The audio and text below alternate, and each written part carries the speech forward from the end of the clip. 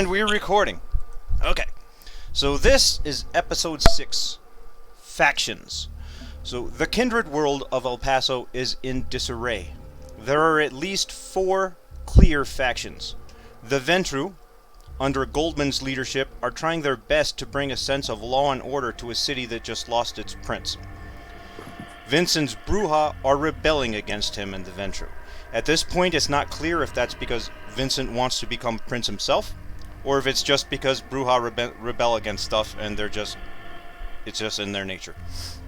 Valentina, the Baroness of the El Paso Anarchs, has put aside her pettiness for the anti-Camarilla squabble that she's been taking up, and instead is taking up arms against the Sabbat incursion. All across the city, the kindred feel safer with Valentina on the hunt. And our 4th faction is now the Sabbat. Was it just a multi-pronged attack, or did they actually move in and get settled? That's the talk of the local kindred. Can we expect more attacks? Are they taking over, or was it just a single act of revenge against Prince James? The last few nights have been quiet. If the Sabbat have moved in, they're doing it quietly, and that's not like them. But what happened to Prince James? Did he die in that hotel bombing? Was he taken? Is he in hiding somewhere? And if he is alive, do Goldman, Vincent, or Valentina know about it? And if he isn't, what's going to happen? Will the kindred of the city kiss Prince Goldman's ring? Or Prince Vincent's ring? Will the White Tower of El Paso fall to the Sabbat? Or perhaps the worst option of them all, will the Camarilla send someone else to unite the clans? And this is what's been going on for the last few nights. But tonight, we are going to open with Jessica's first hunting story. It's all yours. Okay, so Jessica's been knowing of that she'd have to do this eventually. Hold on, let's do this. So originally she had been going out for a quote-unquote drink at the hotel and gotten a little lazy and complacent, but it also aided her because she is very much a person who likes to be self-sufficient and doesn't have to want to depend on anyone. It's really been bugging her that she has to check in on her phone every so often. And, she just wants, she's glad that she's been able to keep her practice, but she definitely doesn't like being under anybody's. Alright, hang on just a second. Let me get the speaker going here. Oh, that's much better. Yes, and I'm going to sit in front of my little notes here. Hi, Jeff. Pardon me.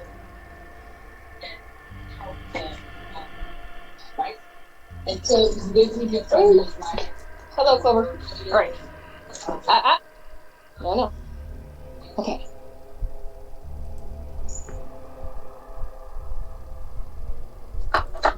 Okay.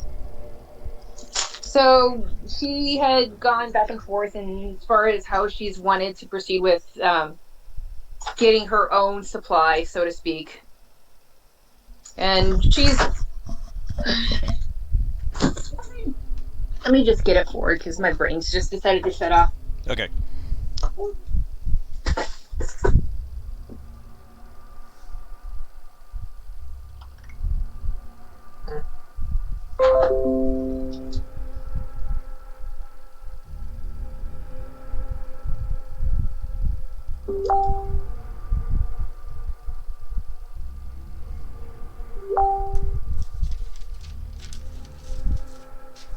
Okay. Come here.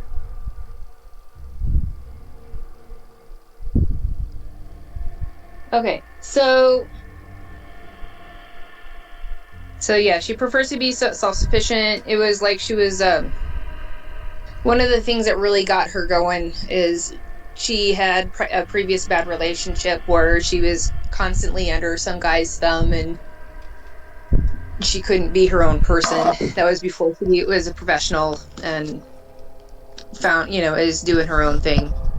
So she has a little bit of PTSD about having to check in all the time and having to be, having somebody know everything about where you are and not being able to be your own person. So she had originally debated on whether or not to bolt, but she didn't want to just start all over again with the new practice. So let's see. So she decided to go ahead and get up and try her hand at hunting. So she showered and dressed, decided, let's try the nightclub. And so she's standing, she decided to go ahead and stand in front of the mirror and she's working on her makeup. Okay. So you're working on your makeup, staring in the mirror. Suddenly the mirror moves in a different way than you did. And you stop. You're startled by it. And you look at her. And she looks at you. And you can hear, loud as day, clear as day, physically audible. You hear with your own words, with your own ears, as she speaks. I'm hungry. And then all of a sudden the mirror is reflecting you again. So, yeah, no, she's definitely grumbling. One of her biggest fears, though, is she's gonna feed on the wrong person and hurt the wrong person. And if she's gonna do anybody, she wants to try to target the very type of person that used to exploit her. So she decided to so she finishes her makeup. She goes off into some of the types of haunts where she met the major Dirk that used to, anyway. So she walked into a bar, ordered a drink, and sat down a couple of chairs from somebody that carried himself like Evan. I'll name him Evan. And she did her best to look shy and demure and slightly out of place. And because that's what, said, I am prey. And after a few shy glances, he finally introduced himself as Kevin. Call him Kevin. And began taking the protective stance. So to be like, oh, here, you can be safe with me type of a thing.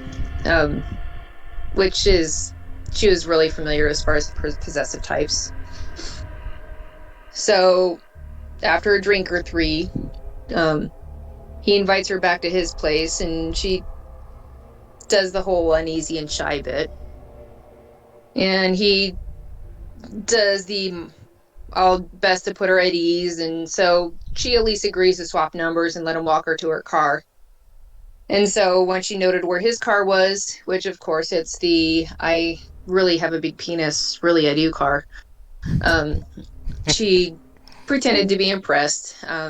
Definitely the type of car that a self-obsessed jerk would drive.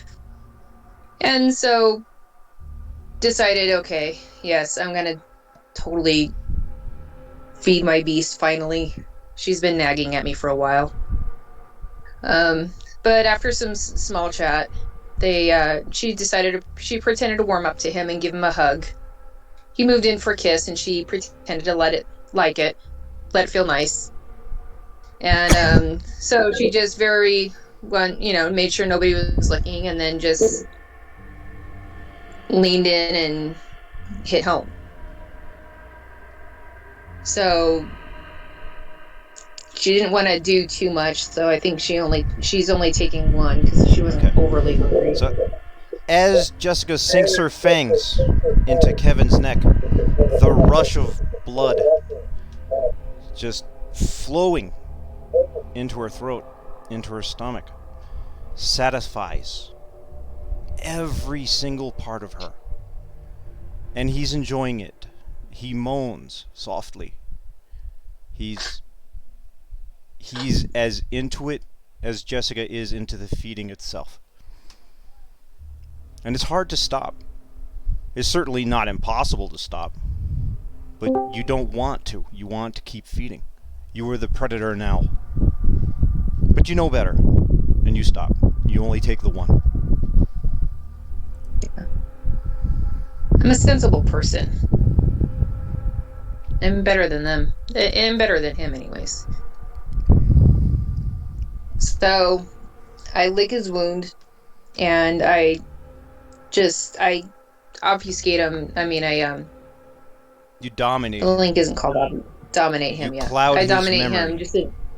Yes, thank you. Just a simple wave of the hand in front of his face, and he forgets the last few minutes. So I look. Yeah, he's looking a little dazed, but I look at him and just say, "Hey, so I'll call you." And he looks really confused. He waves, and I get into my car and head on out. And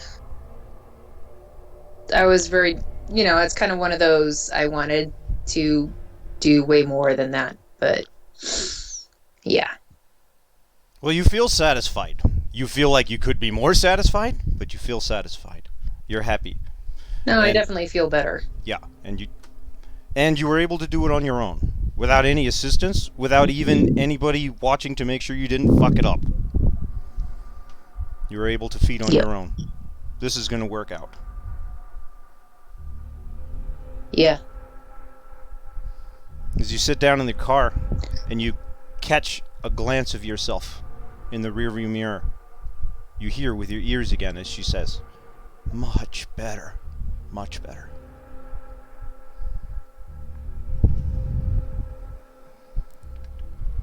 I'm glad you're feeling better too. Okay. Thank you very much, Janina, for explaining to us how Jessica's going to go about her generalized routine hunts. And next time will be Lynn's turn, and then we'll be all wrapped up, and I will award you guys your Predator style. Okay. So, Cool. the next thing we're going to hit on, and like I said, it's been 3 nights now. I want to change my music. Let's turn that music off. And we want to change my music to my new Jack music. Ooh. New Jack. Which needs to be set on repeat. Okay. So, Jack is in the hotel. You're on the 9th floor. It's taken you 3 nights to be able to talk your way and dominate your way into being able to investigate it on your own. The FBI didn't want you in here. Your superiors didn't want you in here. But they can't keep out kindred. And eventually, as everything started to die down, now they can't keep you out. So you are on the 9th floor, doing your own investigation, trying to figure out what's happened here. And, of course, a lot of the physical evidence is gone now. But you did see the larger shell casings that Mila had found. You found bullet holes in the walls that fit that. But that's not the only bullet holes you find. Yeah,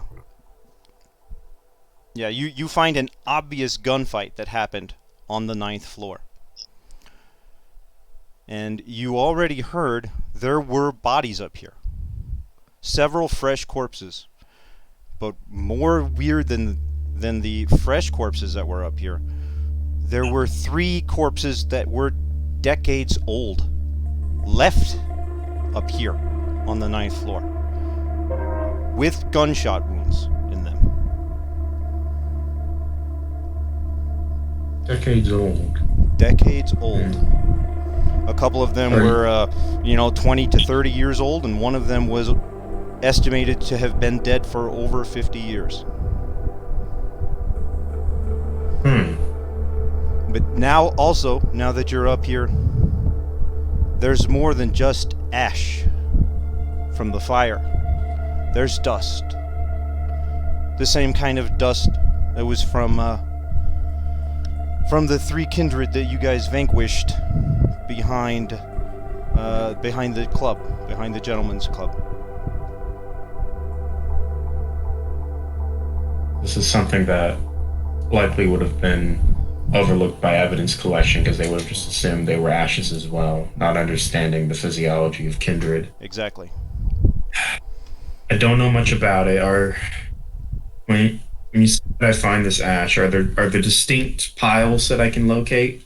Yes. I mean, they've been disturbed a little bit, but it looks like it was at one time a distinct pile. It's still pretty well together. Okay, I'm gonna take some small, basically airtight bags, like little baggies, and I'm gonna get a little bit of ashes from each pile, put them in those individual baggies, and I'm gonna number them with the Sharpie I've got. Okay. I don't know necessarily if there can be any kind of identification, but I can start asking around in case there can be. Right. Something I can plan on learning, just to hold out hope if somehow there can be some kind of DNA test or some kind of ritual that could maybe decipher who the deceased kindred was. Right.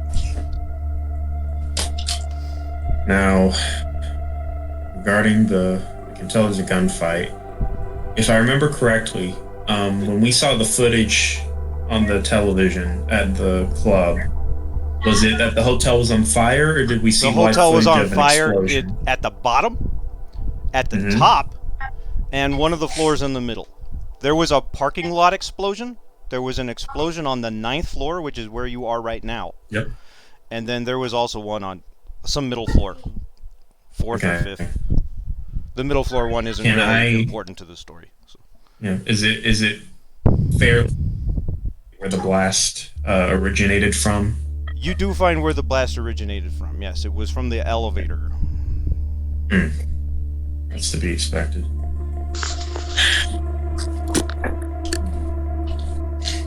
And regarding what's left on this building, obviously there was a fire.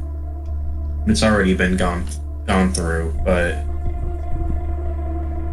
if I look around, can I find anything of note, like possibly a safe, or maybe some kind of hidden compartment somewhere underneath the floorboard? Okay, you're going to start looking through all of the rooms, or do you want to make your way to the 10th floor where you know the prince tended to hang out?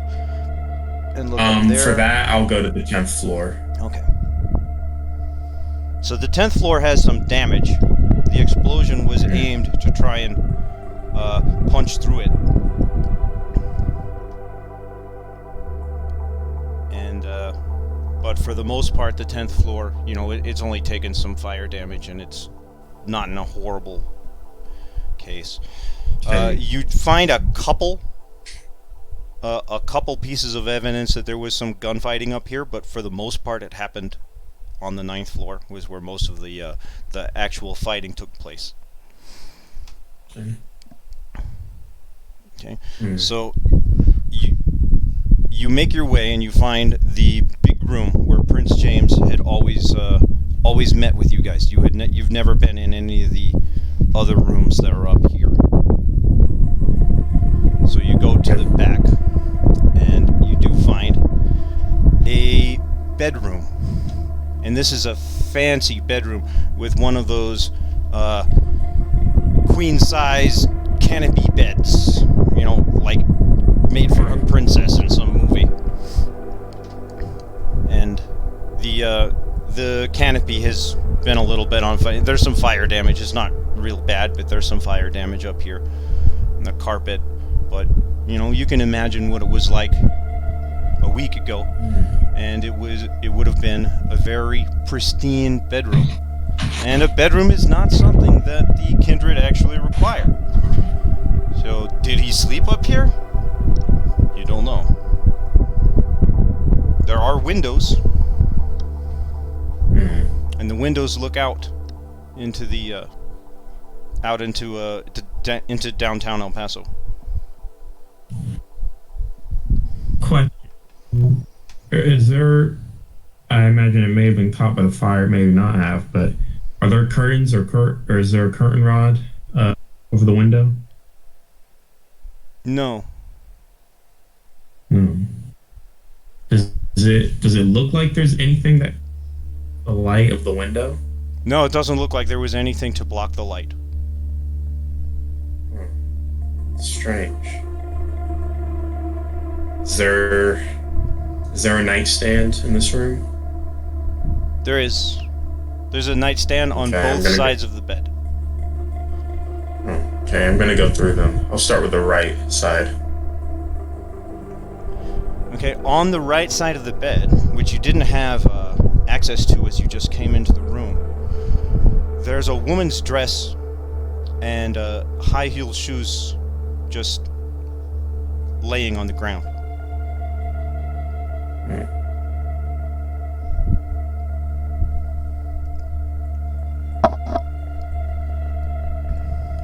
Okay.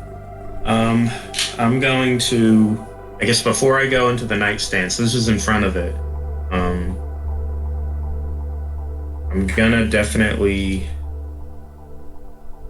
check for hairs on the dress, see if I can find any hair, and if I can, I'm gonna put that in an evidence bag. There are some long dark hairs. All right, I'm gonna pack some of those in. Maybe I can get some DNA tests to find out if that's someone. Shoes. I mean, I'll examine. If I see anything that's out of the ordinary, I'm gonna move on to the there nightstand. doesn't seem anything out of the ordinary. Yeah. All right. Is there any pictures on top of the nightstand or anything inside the cupboards? There is a picture of you met her. What was her name? Ava? Yeah, it was Eva. Yeah, there's a picture of Ava, who you met once in the parking lot, posing arm in arm with Prince James. I don't know if that was him. I think it was actually. The picture is old. It was taken probably in the 60s. Okay. Was she the flirtatious woman, or was she? She was kind of flirtatious, yes. Okay, so she's that. She's not quite as much as Cleo was, but you should remember Cleo just from her. Okay, that's what I'm thinking of. I'm thinking of Cleo. Okay.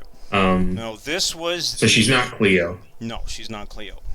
This was the absolutely beautiful woman that you guys crossed paths with in the parking lot, and she mentioned all of you by name, and her driver she gave you her number, which was actually the number to her driver. Okay. And it's a picture of her and Jack arm in arm in the 60s. Okay. And then anything in the nightstand itself? No, it's nothing. It's completely empty. Okay.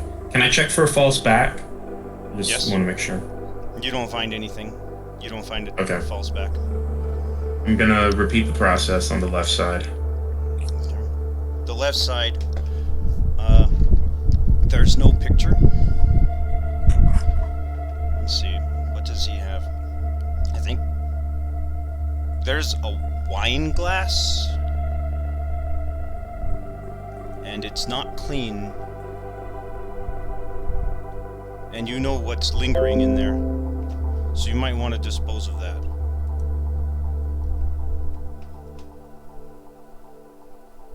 Okay. So, jeez. So some old blood in there. Yeah. Just residue, like there wasn't any left over. Just okay. The glass hadn't been cleaned. All right. You know, I'll swab that with a Q-tip, and I'll I'll package some of that for evidence. You never know. Okay. This is a crime scene. And then anything in his nightstand? No, it's also completely clean. Like, in both cases, it's like the nightstands haven't even been opened in ever. And they're both empty. Do they, so they're like dusty as if they had been used in a long time? Yes. Well, I don't know, maybe they're not dusty. Like, they've never even been opened. Huh. Okay. They are regularly cleaned, so I'm gonna say that it's not dusty because they're regularly cleaned.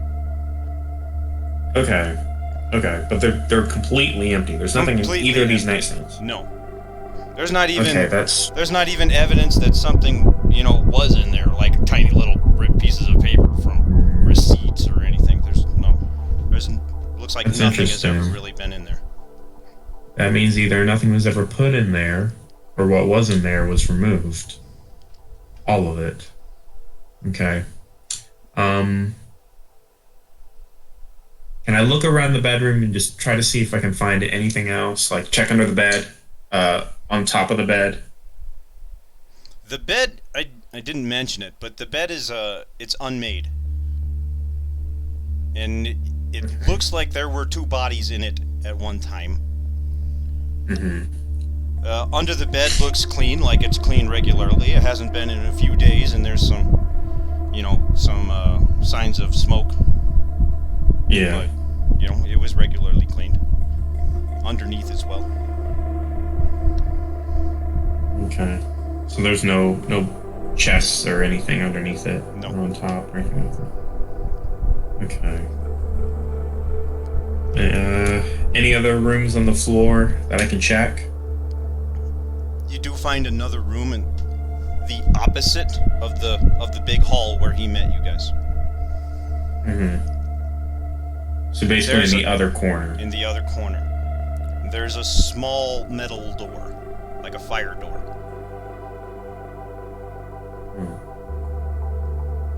Alright, can I open it? Yep. And inside is...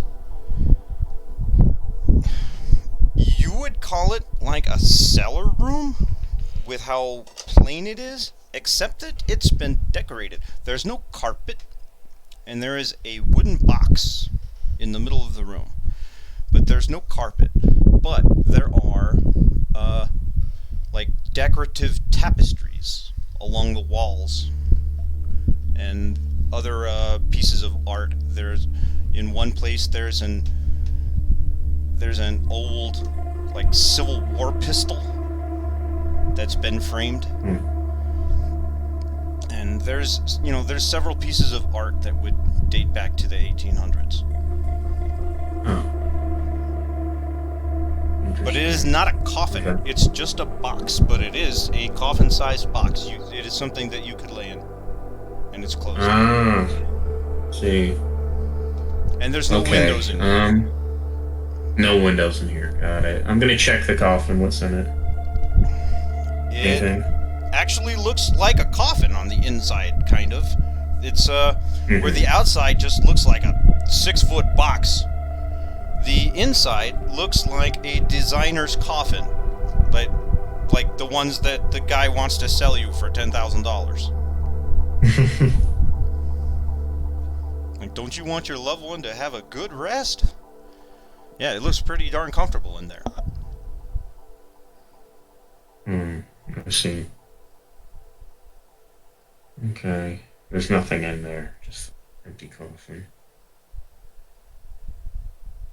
Holding out hope, maybe we could just find Prince James. In there? No, he's not in there. That would have been real nice. Alright, I'm gonna check behind each of the framed paintings for anything. Okay, behind one tapestry, you do find a safe. And it's an old-timey safe with a combination lock, like you would expect from a 1880s Western.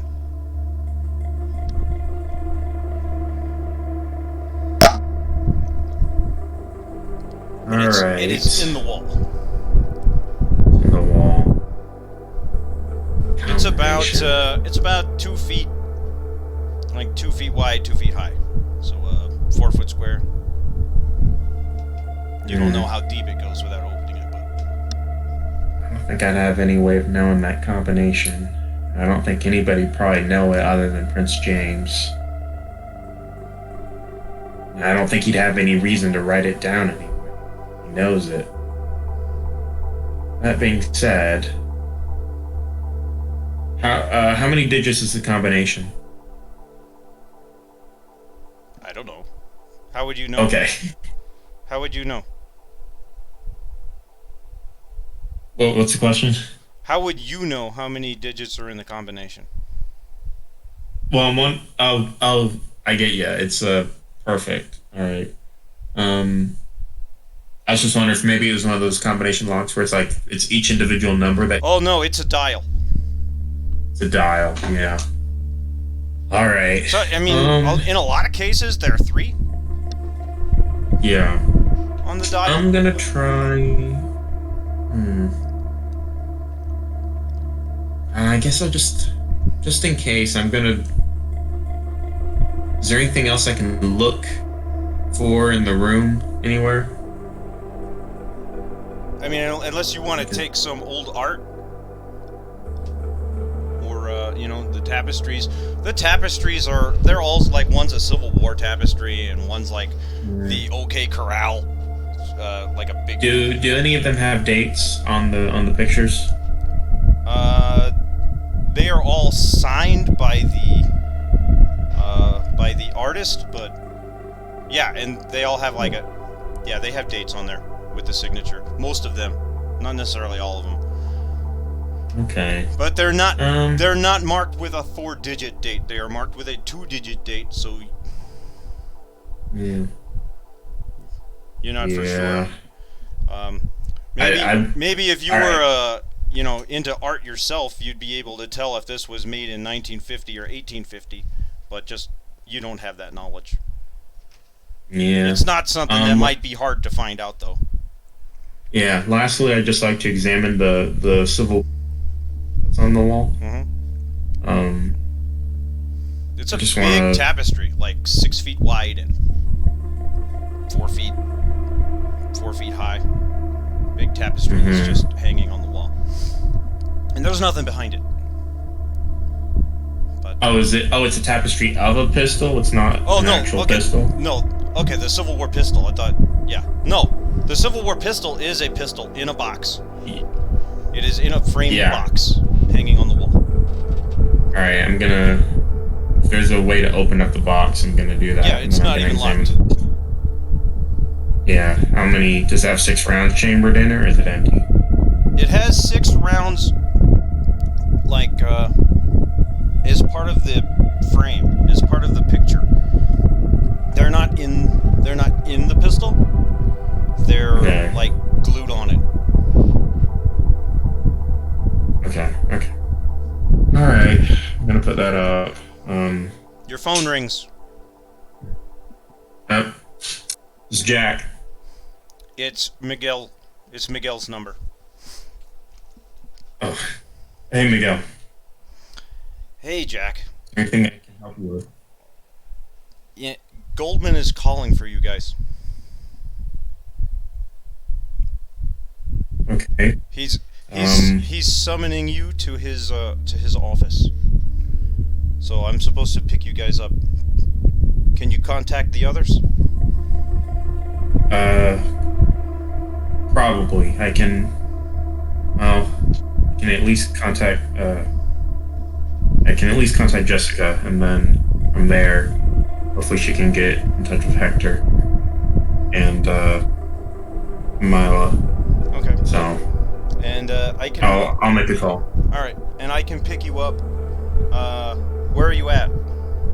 I'm at the hotel right now. Oh, you're investigating the hotel. Did you find anything? Nothing of note, though maybe you can help me put some of the pieces together. Okay. Definitely. Okay, well, I can pick you up at the hotel if you like, or I imagine your car is there. If you want to meet somewhere else, we can do that too. Actually, yeah, that's a good point. I'll get my car and then okay. All right, and you set I'll up a talk to the meeting others with and I'll him. get back to you. You set up a meeting with him. It sounds like he has been instructed to collect you all, so he needs to pick you up. Okay, and we'll end your scene there. Okay, and you do have numbers. You can call them all. You guys all shared numbers. Despite you've been hanging out together and learning guns, so. Okay, let's end your scene. I'm wondering, did that give them a point in firearms? Only if they wanted to take it. I think both Jessica and Mila took Okay. it, I think. Got it. That's a good question. Hector I'd did love not. to do it, so. Yeah, and Hector did not, but he does have a little bit of basic firearms knowledge, but it doesn't do anything game mechanic wise. He's like, oh, I can clean a gun now, I think. Yeah. I cannot point it at my own face. Yeah. Or at your friend's face. Yeah. Okay. Yes. Semicircles? Yeah. Yeah, in semicircles, not circles. That way we don't kill each other. Okay. So we're going to Stay change to Hector. So probably all the other scenes will go quicker because you guys aren't like investigating stuff. Right. Hey, my health should be back at max 6, right? How much damage I should did be you back. have? I don't remember taking any in the last time, but then I was just looking at my health and I'm missing 3 bars, and Okay. that may have been the result of like the do battle not- before. I never. You do not heal naturally at all. You have to make rouse checks to heal. So you can. Even over Yes. even over time. Yes. Now, Oh, if it damn. had been, a few weeks where it was significantly obvious that you would have healed. So what I need from you is to make rouse checks. Okay. If you pass the first 2, then you might as well do the third one. But, it depends on your hunger. If you fail the first couple, then maybe you want to just stay a little hurt till you get a chance to feed. Right. Right. Hold on.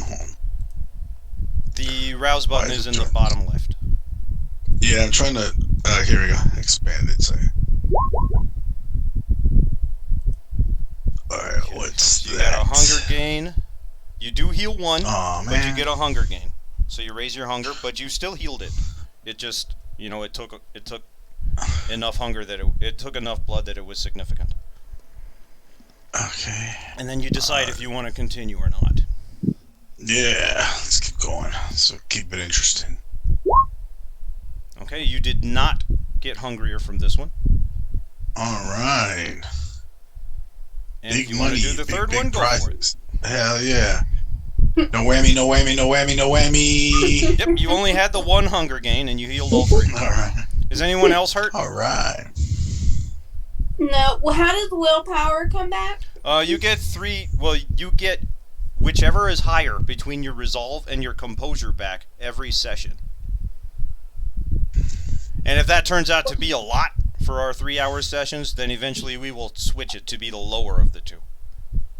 Okay. So that you guys don't feel, well, I might as well spend willpower in every roll. Then we'll switch it to the lower one instead of the higher one. But for right now, it's the higher. Okay. Alright, so let me find Hector's music.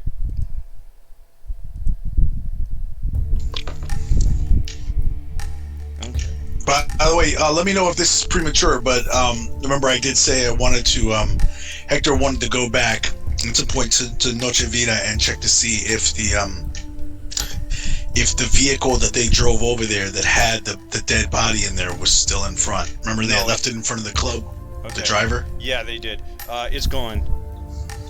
Okay. So you don't know if the driver got away with that body, or if maybe the Sabat collected it. You don't know, but it was gone. Didn't I have Sasha's number? Yes, I think.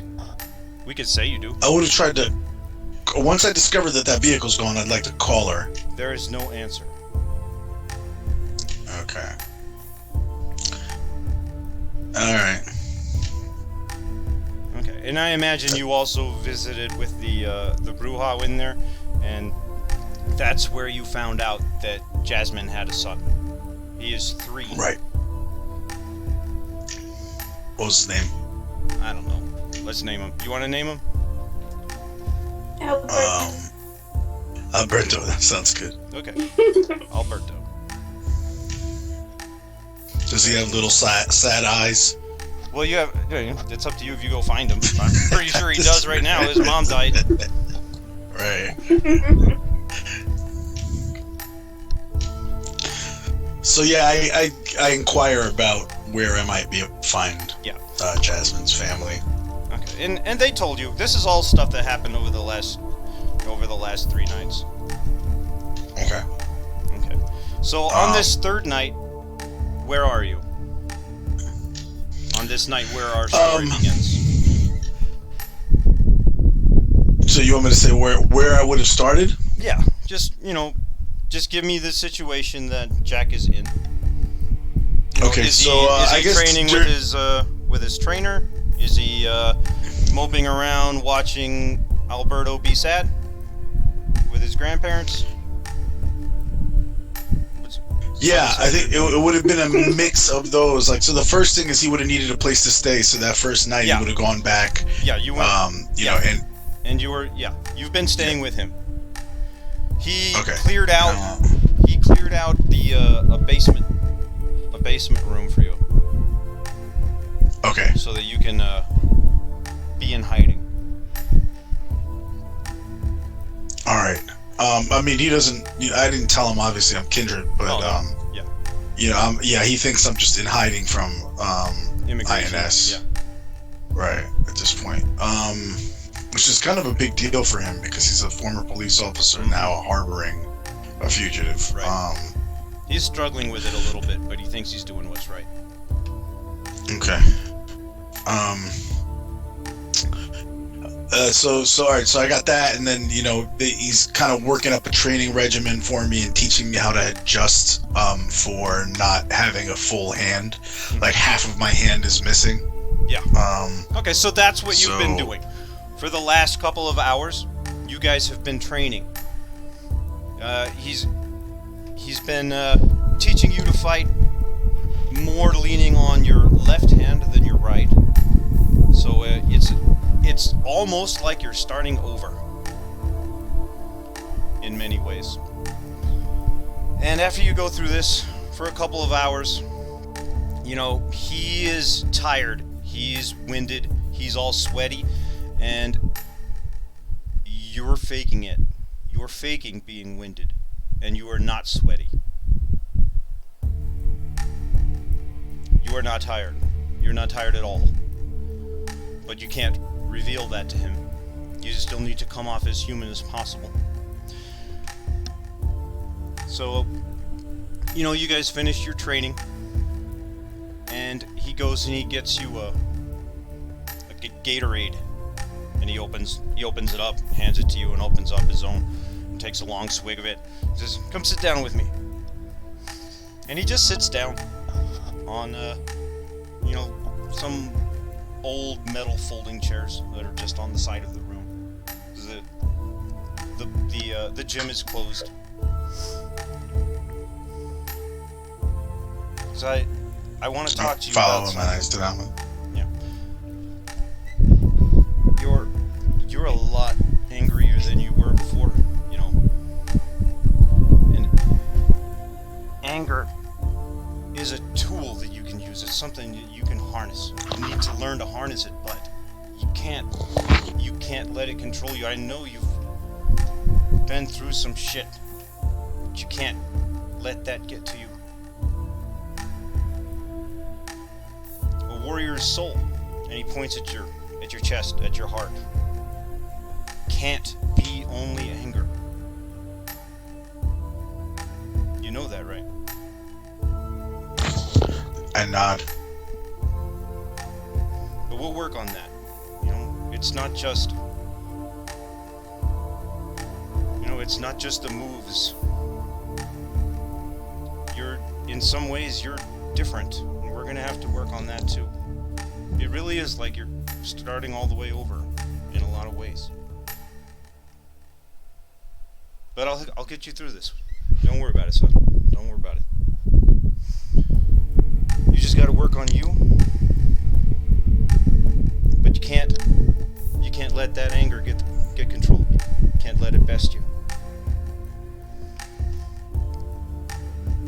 ready to talk about it, you know I'll be here.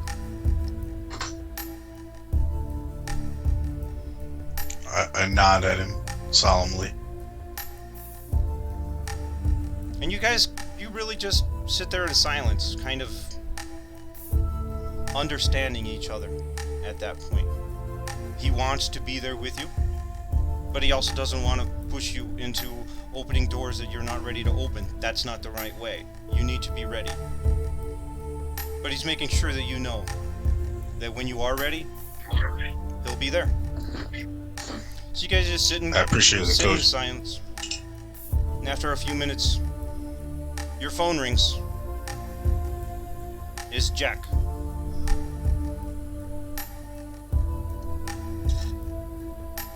What's up, Jack? Hey, Hector. What's up? All right, four of us are being called for a meeting with Goldman. I don't know what it's about,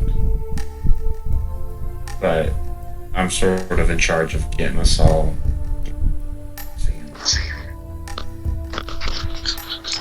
Okay. You want? Guess I'll. Do I meet you somewhere, or you want to pick me up, or what? Where are you right now? I can probably pick you up. You riddle off the name of some street. Yep. Okay. I don't normally go to that part of town, but I can get there in about 20 minutes. All right, I'll be outside. Okay.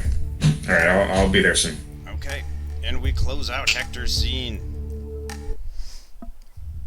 Next we have Mila.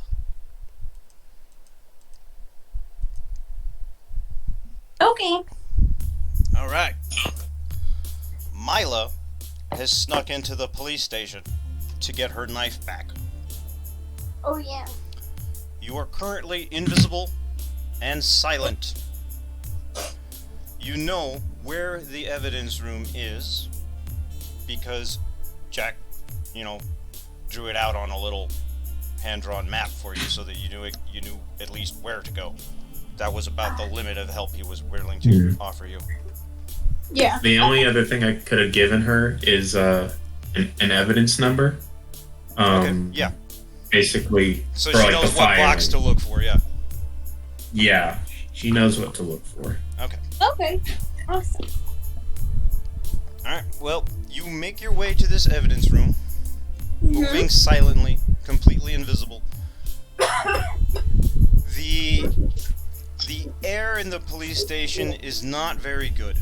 There have been a lot of murders in the last week. There was a hotel explosion. It's a very somber place right now. Nobody's joking. Nobody's telling stories at the water cooler. Everything is serious. Everything is sad and gloomy. Right. Understandably. Okay. So you do make your way to the evidence room. It's downstairs in the basement.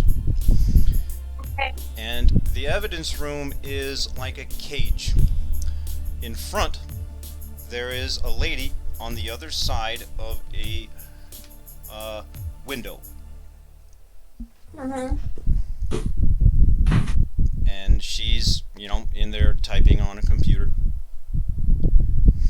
And the only entrance into the evidence room is through a locked door that you imagine only she can open.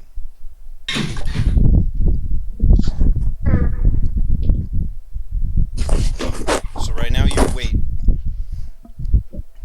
Unless you want to attempt to some way to get that door open. It's a game of waiting until someone comes to open it, and then you can sneak in with them. That's exactly what I will do. Mhm. I was thinking of holding up a scary sign that says, "I'm a ghost, let me in." That might work. No, I'd rather just wait. Okay. An hour goes by, and you're just waiting, invisible. Mm-hmm. And you're really, it's kind of boring, but this is the life of being invisible. Right. Well, and I really want that knife, so... And you really want that knife. It is what it is, yeah. Okay. Well, after about an hour, someone comes down. He's in a suit, and he's got a long box. And he says, I need to put this back inside. And she, fill out this form. Mm-hmm. And he fills out the form. And then he goes and he just walks around to where that door is, and she pushes a buzzer. Bzzz, and then he opens the door and he goes inside, and you slip in right behind him. Right, okay. And he goes and he puts the box on a shelf. There was a space that was empty. And he puts the box in there, and he just turns around and he leaves. And she buzzes him back out. And now you're inside. Oh, dang. Okay. Well, I go looking for the number. Sorry, go ahead. Yep. Yeah, so you're looking at the boxes. Looking for the number. You're getting closer, and you stop. You feel something. It feels weird. Like something is reaching out to you. And you turn around, and you look exactly at the box that you were looking for. And you know that the knife is in there. Are there any cameras in there? Yes. Okay.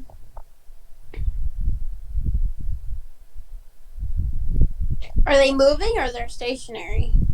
They are stationary.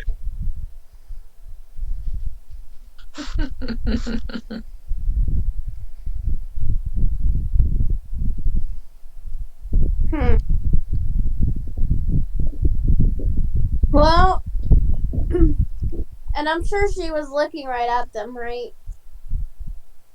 Yeah. I guess I'll just chance it. Does the stuff that she picks up not turn invisible?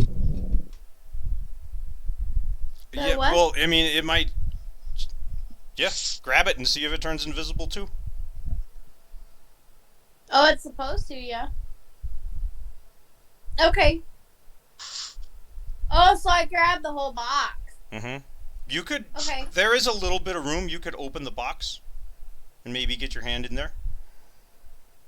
No, I'll just take the whole box because then it'll be invisible. Okay.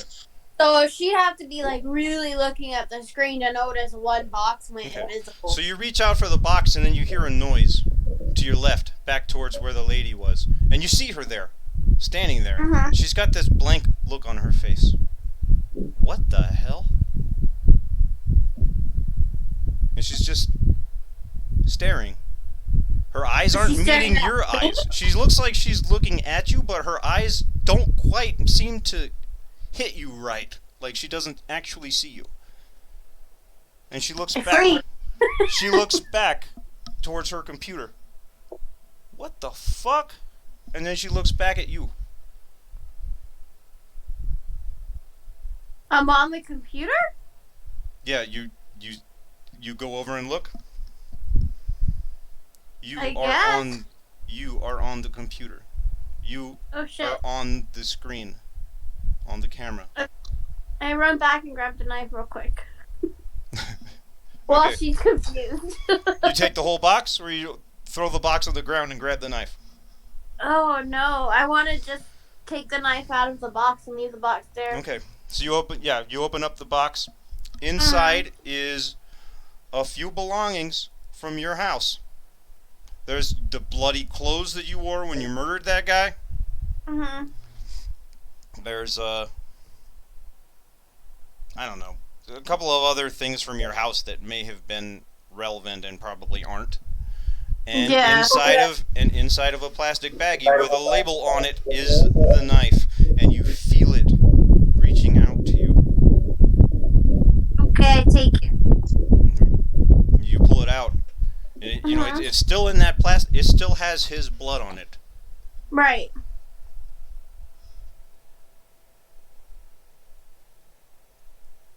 The lady just seems dumbstruck. Like, what the fuck? She goes back over and looks, sits back down at her computer and she's looking at it, and then she rolls over so that she could look down the aisle and she doesn't see you. What the fuck is that?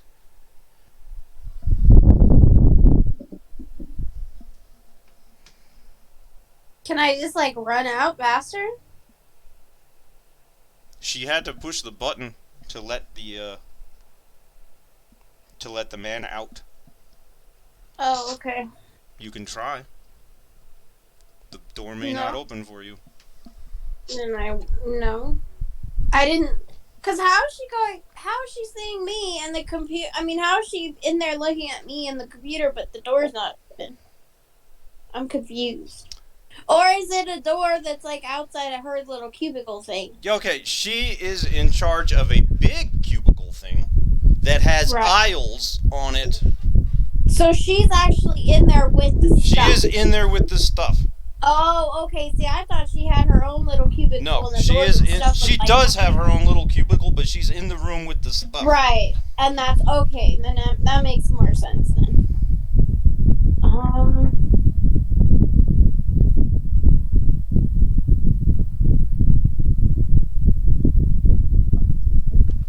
I'm just gonna freeze and wait for now. She taps on the glass of her computer monitor. What is that? And then she, and she rolls over so she could look down the aisle again, and she doesn't see anything with her naked eye. That's so strange.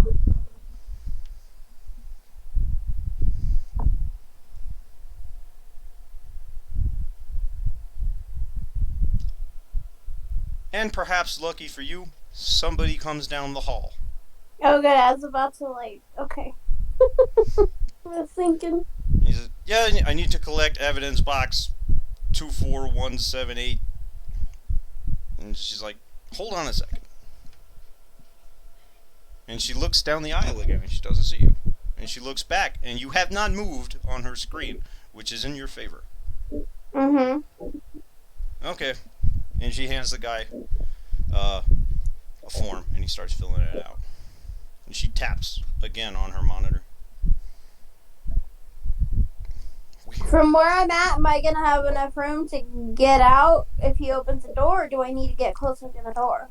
You should probably get closer to the door. It's not going to be open for too long. Okay. So I'm gonna try and do it as quick as I can so that it appears to be like a glitch on the screen.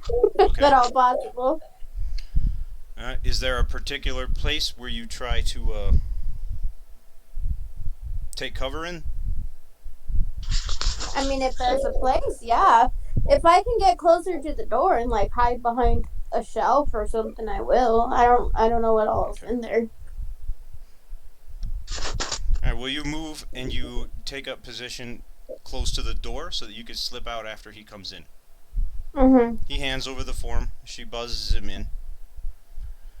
And as he comes in and you slip out, she says, take a look at this. And he comes over and he goes, what? What is it? And she, wait, where did it go? And you leave. Okay.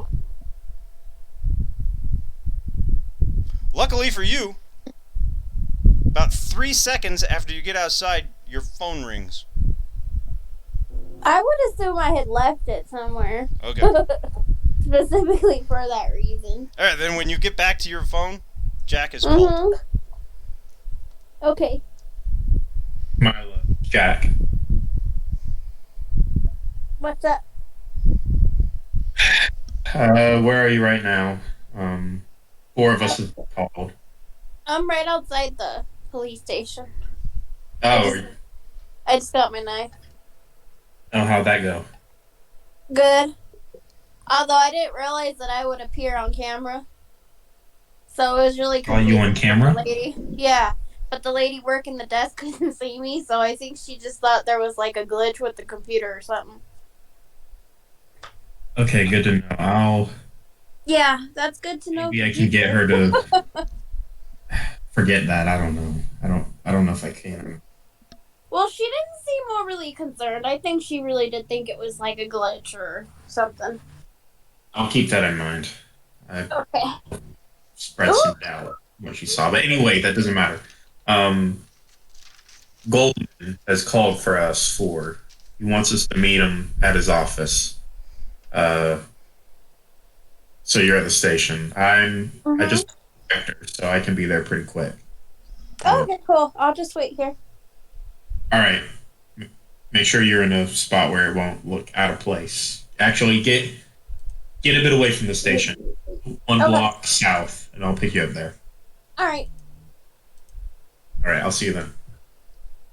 Okay. And we switch to Jessica. Yep. So, Jessica is with a patient. And you're actually having a hard time concentrating, as he is just rambling on and on and on about his early life and the way his mother raised him. And everything he's explaining sounds wonderful, and he's just complaining and complaining. And you're having trouble concentrating on it. You're taking your notes, nodding your head, asking questions when you can to try to point him into a more relevant direction. And he's just going on, and for some reason you're just not into it this time. But you're struggling. Hey, Sestonn, I'm sorry. Whenever you're talking, a lot of times we're getting a lot of feedback off of your mic, I think. Sorry. I don't know what to do about that. You have a fan going on? Yeah, actually I do. Let's turn that fucker off. Maybe that'll help. Yeah, sounds like you're in the wind. Okay. Hopefully that'll work. Much better. Alright, cool. Okay. I always have that fan on. Yeah. Okay. Where was I? Oh, yeah. So, yeah, he's just going on, and you're having trouble concentrating. And it's not as if you fall asleep, but there's something similar to that feeling. And then, all of a sudden, you're in a different place. You're not in your office. You're not looking at him as he's complaining about the early part of his life. Instead, you see Goldman standing in his gray suit and his beard, and across from him, you were looking at the tall, thin Rodrigo that had burst through the door of Noche Vida. But this time he's wearing a full suit of shining plate armor, straight out of the 1500s. Okay. And it's completely molded for his tall and thin frame. The armor seems like it's probably brand new. But he is still dressed every bit the Spanish conquistador. You can tell that there are other men, other persons, behind both of them. But you can't change your focus. Your focus is on the two of them. And only on the two of them. You can't change it.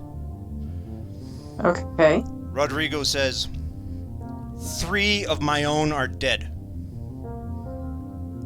And Goldman says, take that up with Vincent. The Bruja runs security for Noche Vida. Rodrigo says, I did. He's already paid his debt for that failure. And Goldman says, then what do you want from me, Rodrigo? Rodrigo says, well, I want the murderers, of course. Murder, Goldman says. Hardly. This was hours after your attack on our prince. It was hardly murder. Rodrigo waves a hand, dismissing his argument like it was nothing. That was personal between James Clark and myself. Outside that, my little incursion caused no harm to your kindred. None. Goldman says, an attack on our prince is an attack on the Camarilla. It doesn't matter if, and Rodrigo interrupts him, irregardless, you will bring me the murdering kindred, or you will see war, Mr. Goldman. Rodrigo turns around, proudly displaying his back to Goldman, no fear in it at all. I'll be back in 48 hours. You will have my prisoners by then. And he walks out. Okay. You come back to your senses. The guy is still sitting there, rambling on and on. I think it's because my mother let me think I could be anything I wanted to be. What do you think? and he finally gives you a moment to speak. So, excuse me. Let me see if I get this straight. You're unhappy with your life because your mom loved you. Well, no, you see, here, let me start over. No, I believe we're at the end of our time. Oh, did I use I it don't all know up how much again I- already? Yeah, I don't know. Yeah, I just don't know how much more I can help you because I don't see how any of this is traumatizing. Oh. Well, I'm gonna look for a second opinion then. No, you go ahead. You have a nice day. Yeah, have a nice evening. Oh, okay. And he gets up and he's kind of huffy and pissy about it, but he's really not a very combative person. No, he's an entitled brat. Yeah, exactly. And he walks out the door. And you're sitting there. What the hell was that? It kind of felt like a daydream, but it was too lucid. It was too perfect. And then your phone rings. In fact, you were reaching for your phone before it rang. You're pretty sure. Yeah. It's Jack. Okay. Hey, Jack.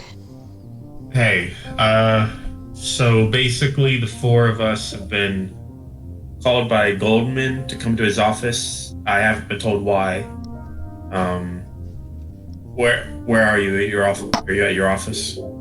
Yeah, I'm at my office, and we need to talk before we go there. What is it? I think I'm not sure what it is, but I think we're being set up.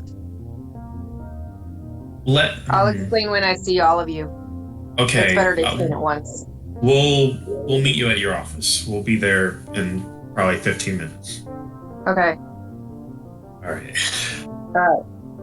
I assume you made all these calls close to the same time, so it was more like, 20 minutes, 20 minutes, 20 minutes, 40 minutes, Okay. Yeah. But eventually, yeah, you get everybody picked up. And you are all in Miguel's super nice, huge, big black SUV with an air conditioner in the back, which is kind of normal now, but for the year 2000 was a fucking fancy ass thing. Oh, yeah. Before we get to Miguel, can we talk about what Jessica was going to bring up? Well, he's with you guys when you pick her up. Oh, Miguel is? Okay. Yeah. He's driving. All right. He picked you up. Okay. So I let everybody know what I just so happened to see. Try to describe it with words. Try to roleplay that out. It's an important thing. All right. So guys, I don't know exactly what happened, but I think I saw Goldman and gosh, what's his name? Rodrigo. Talking, and Rodrigo wanted us to be turned over to him, calling us murderers.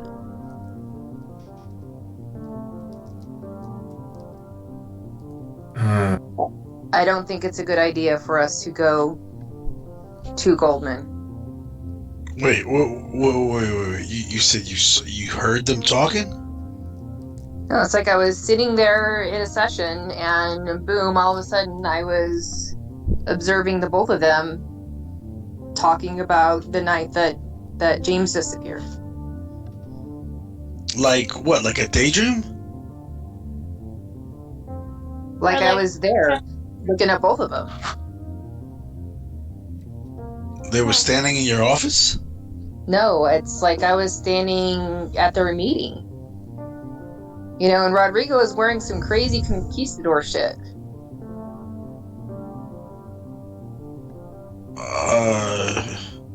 And I'm like, I look at Miguel. Really, Yeah. I mean, this is like armor, and it had one of those Miguel shrugs yeah, his it's shoulders.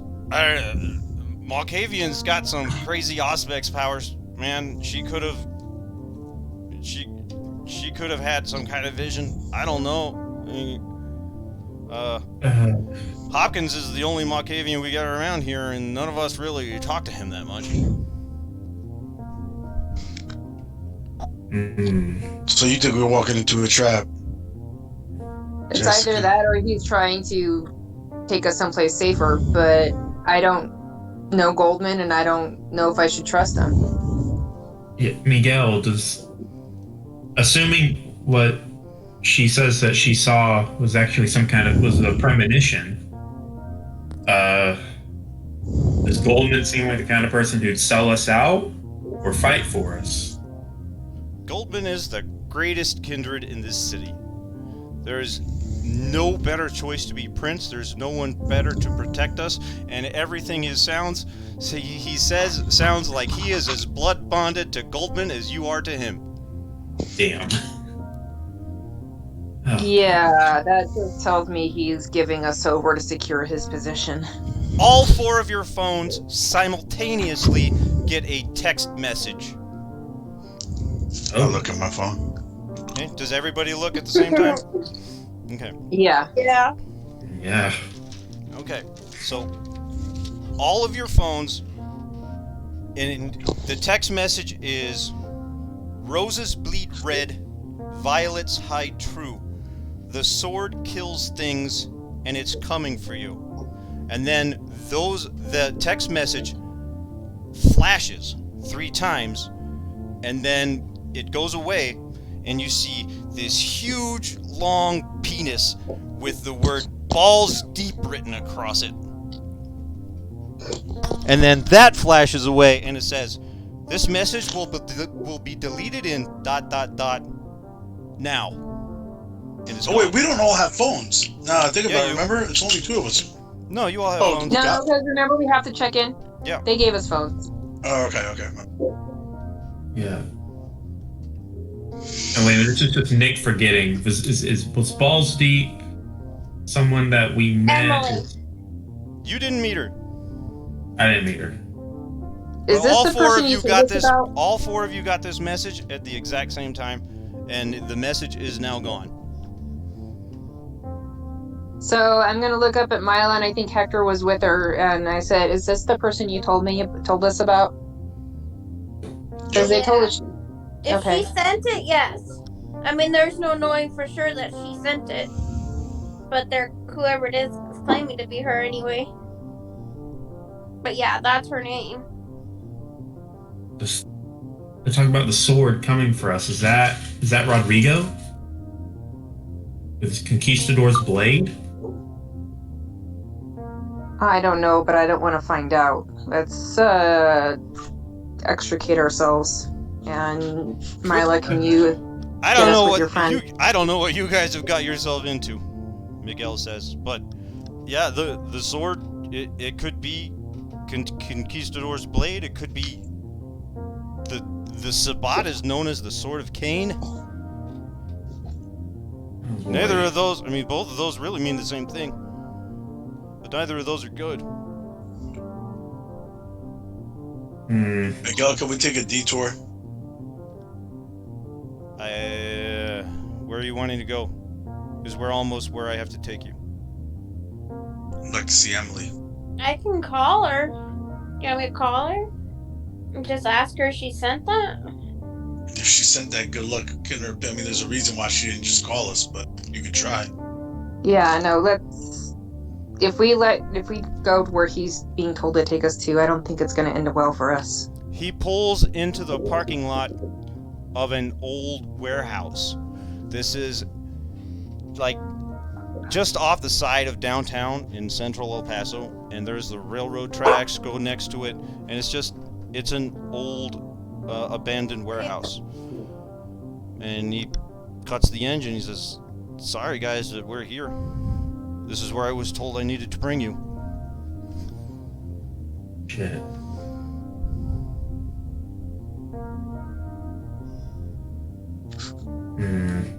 And who told him to bring us here? Goldman. Where are we going into? Where are we He said, walking into next? let me The correct that. reinforcing the warehouse? He says Prince Goldman. Oh. Okay. Let's see. Where? Mila, what if... Okay.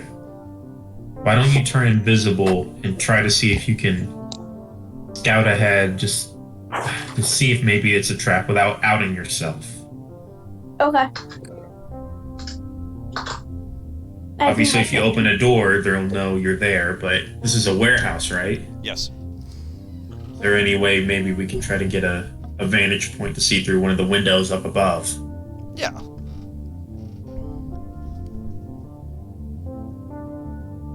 Okay. While they're talking, I want to like observe Miguel. Like, does he have the is he looking at us, or like is his disposition towards us one where he's like? Make me a, I want to call it an insight check because I still have D&D on the brain. Let me look at the character sheet and tell you. There's an insight skill. Is there? Okay. Yeah. Then we're gonna do wits and insight. Or insight and wits, rather. It's the easier way to pull it up out of the character sheet. Any modifier? No. Hey. You got 3 successes. He seems a little bit nervous, but he doesn't seem like he thinks he's leading you into a trap. The nervousness seems to be from your phone call. From the text message that you guys all got at the same time. Just the general creepiness that has come into the last leg of this car drive. That seems to be what has him on edge. The creepiness. Yeah. Between the creepiness of the last. Yeah, with the cryptic little poem that you guys got in your text message, as well as her vision that she had, but he does not. He doesn't seem to be of the. If he's leading you into a trap, he isn't aware of it.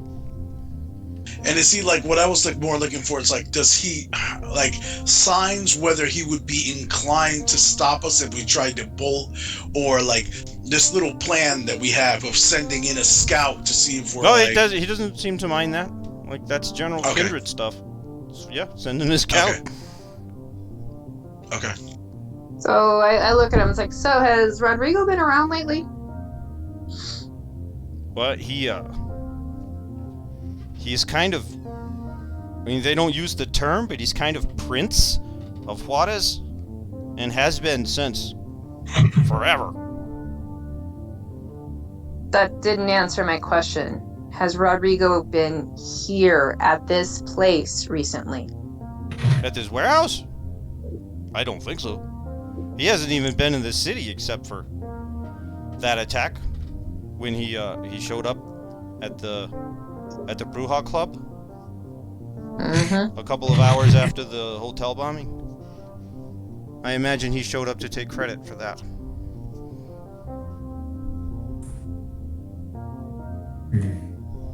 Okay. And is this warehouse? Is this Goldman's normal office? Oh no, this isn't. We're not meeting Goldman here. We're meeting the Rat King. Oh. Well, whoa. Okay, I'm confused now. We're meeting the Rat King. The Rat King is Goldman's official sheriff, and he will take you to see Goldman. I was just gathering you because I'm your sire, and I figured that you could contact the others. Or Goldman figured that it would be easy for me to gather you, instead of him having to send the Rat King out to capture you all and, bring you capture back. us. Well, yeah. He said that this meeting is very important and you can't not go. But you were all willing, so I didn't have to tell you that. Okay. Can we go ahead with the Mila Invisible Scout plan? Yep. Yeah, by all means. Make sure it's safe. I don't want to get killed. How far back can I cloud this guy's memory? about 5 minutes. Is that it? Alright. It's most of the lowest level discipline powers are meant to be used on mortals. They are meant Okay. to aid hunting in some way. Hunting or the Okay. escape from hunting. And he has the ability to resist the cloud memory, right? Yeah, and also cloud memory doesn't work anywhere near as well on kindred as it does on people. All right. But you might Let's not know go ahead that with yet. that. Let's go ahead with the scouting. Okay. Well, I thought she was scouting already while Okay. we're distracting him. I got hungry.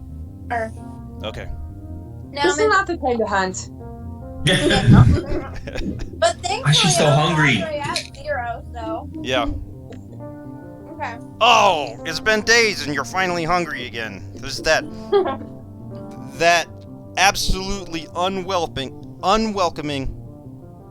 familiar sign. And it was so good to be at 0.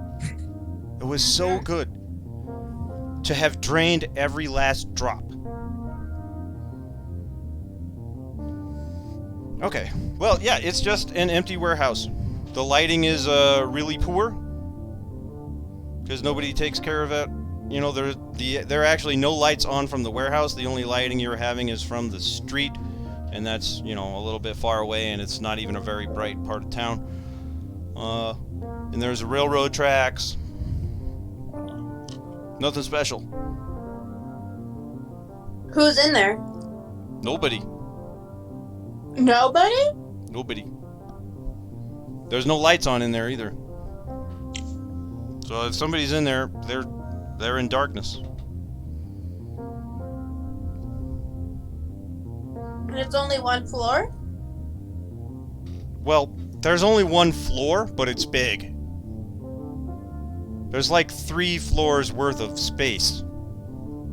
But there's only 1, you know, it doesn't have actual floors, it's just a high roof. Okay. Can I talk to them and stay hidden or no? Yeah, you can whisper to them. If you whisper, you can stay hidden. Okay. So I'm gonna go back and whisper. Nobody's.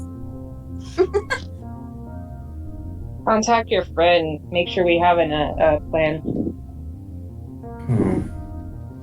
He'll be here. And Miguel opens up his door and he gets out.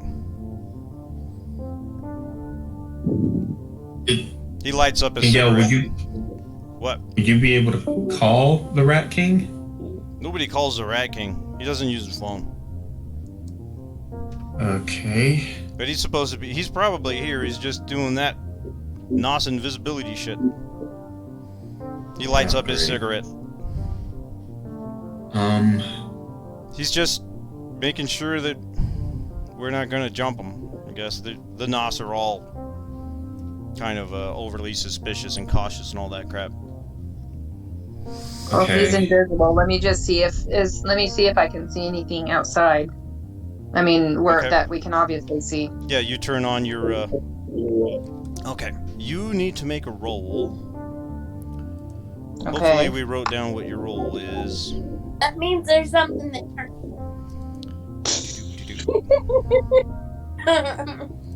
Okay. Let's go back to your core page. Oops, sorry. Did we write down anything on it?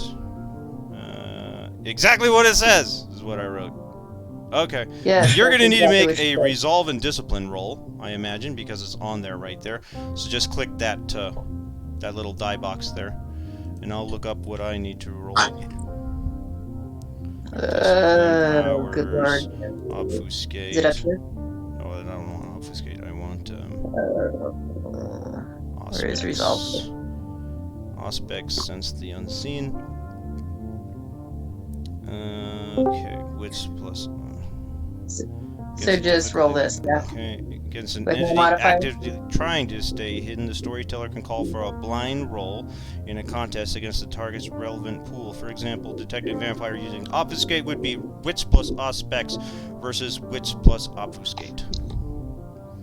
Okay. I dropped connection for like a couple minutes. Okay. Did I miss anything? Not really. She just investigated the warehouse and found that everything seems normal. It's an abandoned warehouse. There wasn't even anybody in there. Damn. And Jessica's about to use her special sight to try to see if she sees anyone invisible. I'm using this. Nice. Oh, I need to look at my guy. Where's my guy? As they're doing this, I'm gonna whisper to Hector. Are you packing? Negative. That's fine. I was just wondering. Okay. Although I always got these guns.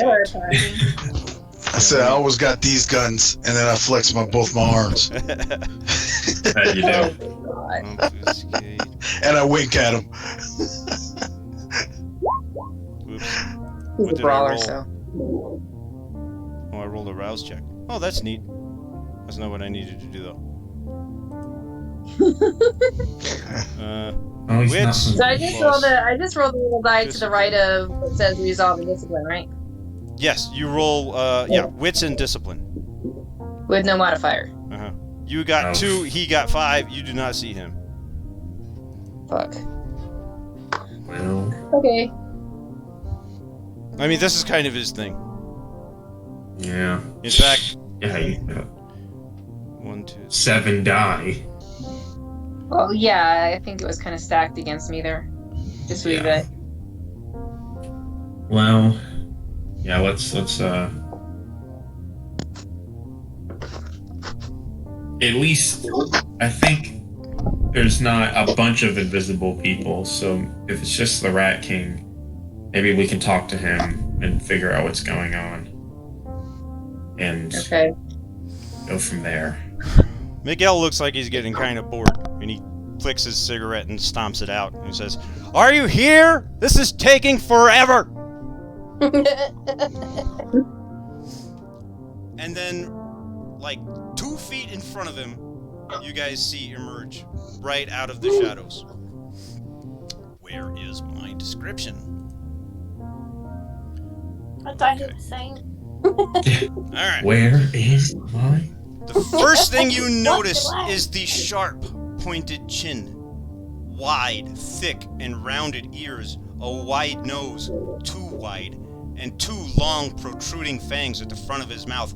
He looks like a hairless rat man. Short and a little hunched over. The man's ethnicity is lost to you. He has no hair. His eyes are a deep, dark brown. The only thing separating the obvious reckoning of a rat is that he doesn't have any long whiskers that you would expect. Jeez. Or fur, of course. He doesn't have fur. I'm right here, he says. Oof. Well, why the fuck am I just standing around waiting for you? I'm analyzing. That's my job. And the Rat King goes over and he taps the top of the car. Everybody out.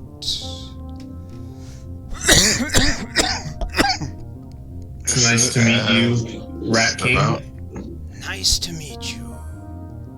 You must be Jack. Yes, sir, I am.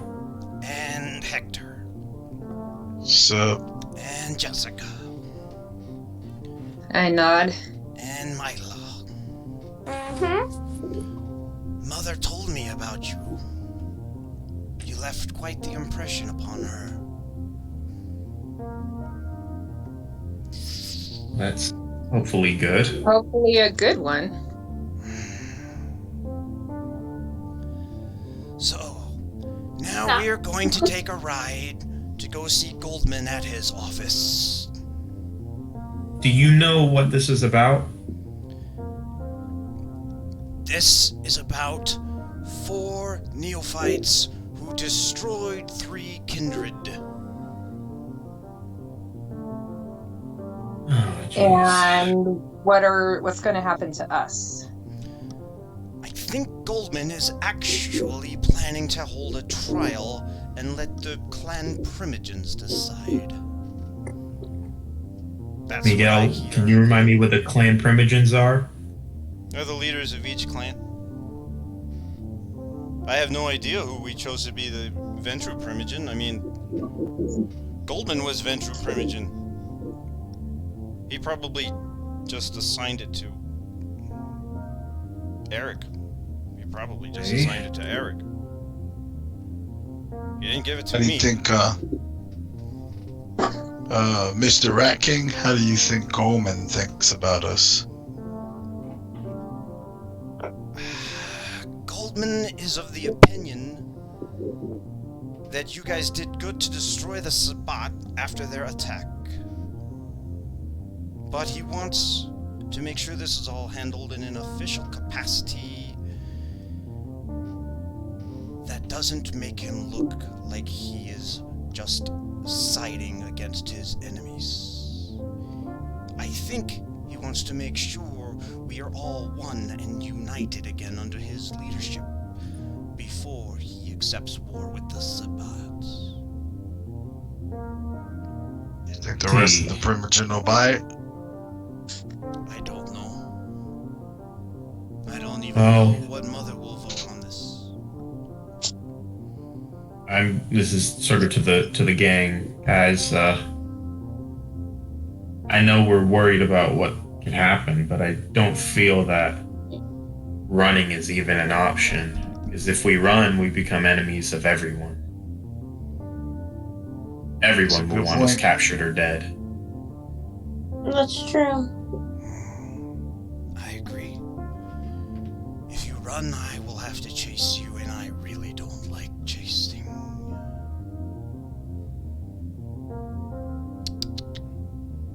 Alright, let's get this over with, huh? At least he's being upfront about it. You guys hear a motorcycle pull in behind you into the parking lot onto the loose gravel. Is it balls deep? No. Oh. And it comes in fast and kind of slides a little bit as it stops, as it parks. And a man's body takes off his helmet. And it is Enriquez, Hector's sire.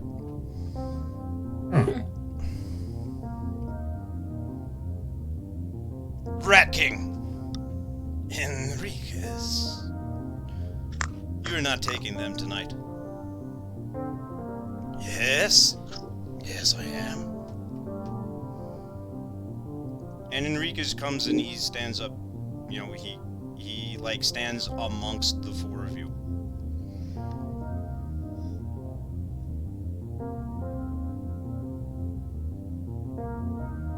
And they're kind of just staring at each other. I sort of look at Hector like, bro, he's your sire. Hector starts eating his popcorn and watching. No, but I just stay silent. I'm just observing at this point.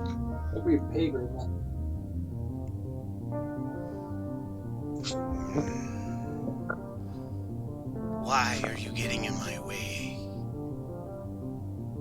I told you I'm not letting you take these kids. They defended themselves. Goldman's just gonna throw them to Rodrigo. That's not gonna happen. I'm not gonna let that happen. If I have to kill you here tonight, then so be it. You think you can kill me? That's interesting. But the kindred of this city don't need to lose either of us tonight. War is coming. Can't afford that sacrifice.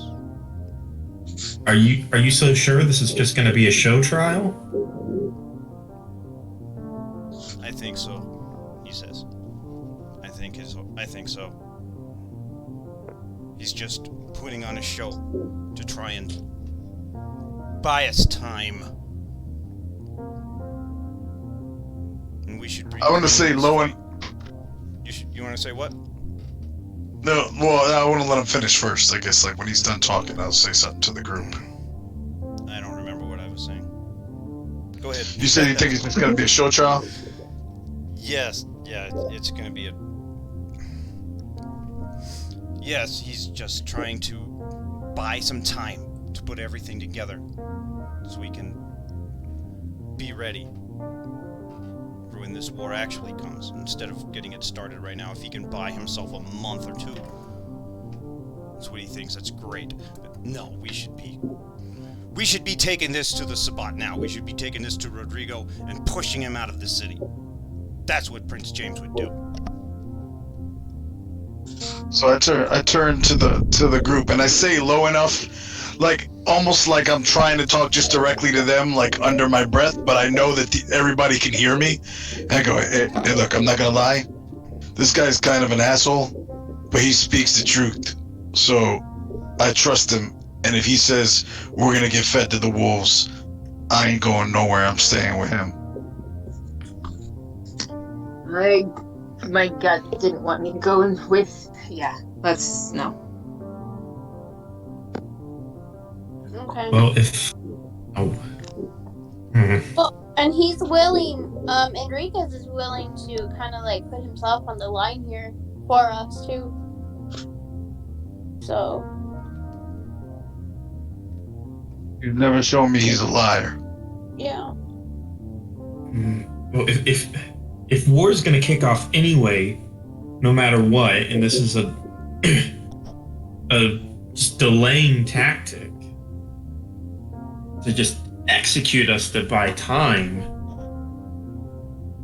then I'm gonna sort of, oh god. See, my issue is I'm blood bonded to Miguel. Miguel hasn't really, ever since this, he's been quiet ever since this has come out. In fact, he's kind of glancing over to you guys like, I'm sorry I kind of brought you into this, but I'm glad I ain't in it. Yeah, but anyway, if we stay on the run for a bit, then he would have an excuse as he tried to get a trial. He can't find us. That stalls for his time. I'll be able to find you, and he will send me. You can't run. But we're all working towards the same goal, Rat King, to protect the kindred, to beat the Sabbat.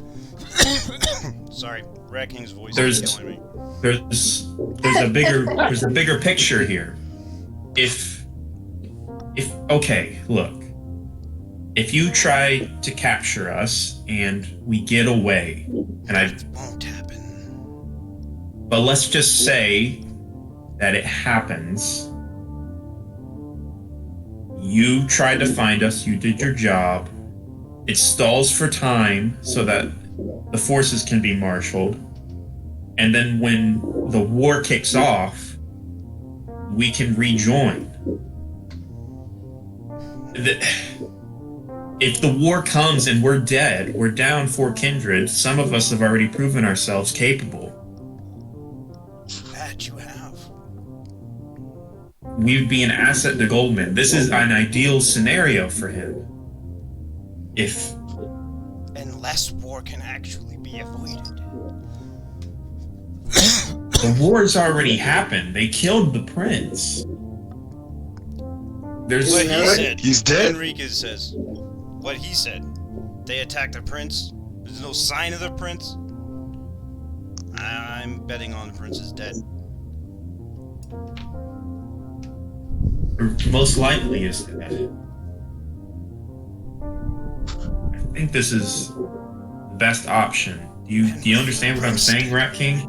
With Prince James dead, our only chance is with Prince Goldman.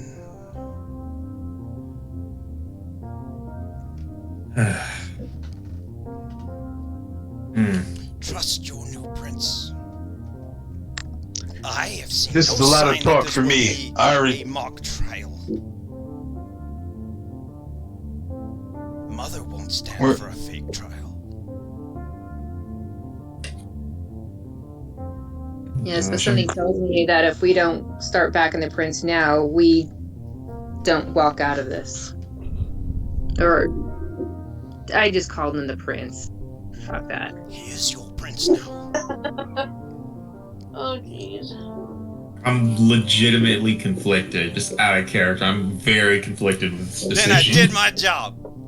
'Cause I honestly don't give a fuck where you go.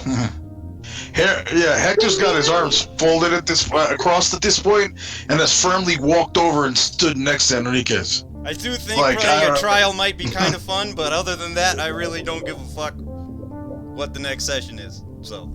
It does sound fun, but this is the only guy that he, like, despite the fact that this guy's a total asshole, the only guy that Hector really kind of trusts outside of his, like, immediate group is Enriquez at this point. Mm-hmm. So he's if he says you're not taking these guys, Hector ain't going. He's just. It's pretty clear from his body language. He's standing next to, like, he's not even, like, at this point he's ready to say, like, hey, this is a lot of talking. I'm not even. Rob told you we're not running. I'm just not going with you. I'm going where Enriquez goes, or where Enriquez says to go, and that's it. You tell him that? Yep, I say that out loud to the rat king. Like, this ain't about running, Holmes. I ain't going nowhere with you. You see where I'm standing? You children are being difficult. Can Jessica, can you go over, like, what exactly you saw? I saw Rodrigo wearing this crazy, fabulous conquistador armor. Okay. Saying that he wanted us. Calling us murderers, even though it was nothing like that. The Rat King looks kind of flabbergasted right now as she is retelling this. Like I whisper to how her, accurate her telling is. And I say under my breath to Enriquez to kind of catch him up, like, yeah, she has visions, bro, and they might be true. They come true, basically. Yeah, no, it's. And I mean, the thing is if Rodrigo's making if Rodrigo's making a demand on this prince, who's, I don't know him from a hole in the wall. Okay. Yeah, and all of a sudden we're being rounded up. That tells me he's serving us up on a platter. And I feel like you had that vision for a reason. And it could be like a warning. The way you took it was as a warning. So I'm going with Hector and Enriquez on this one.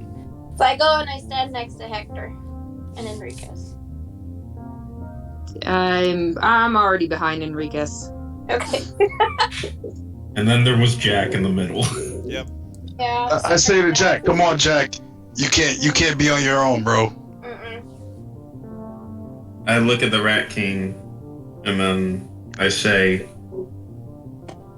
it's like I told you. This is better for Goldman. This is better for everybody. Think of the big picture.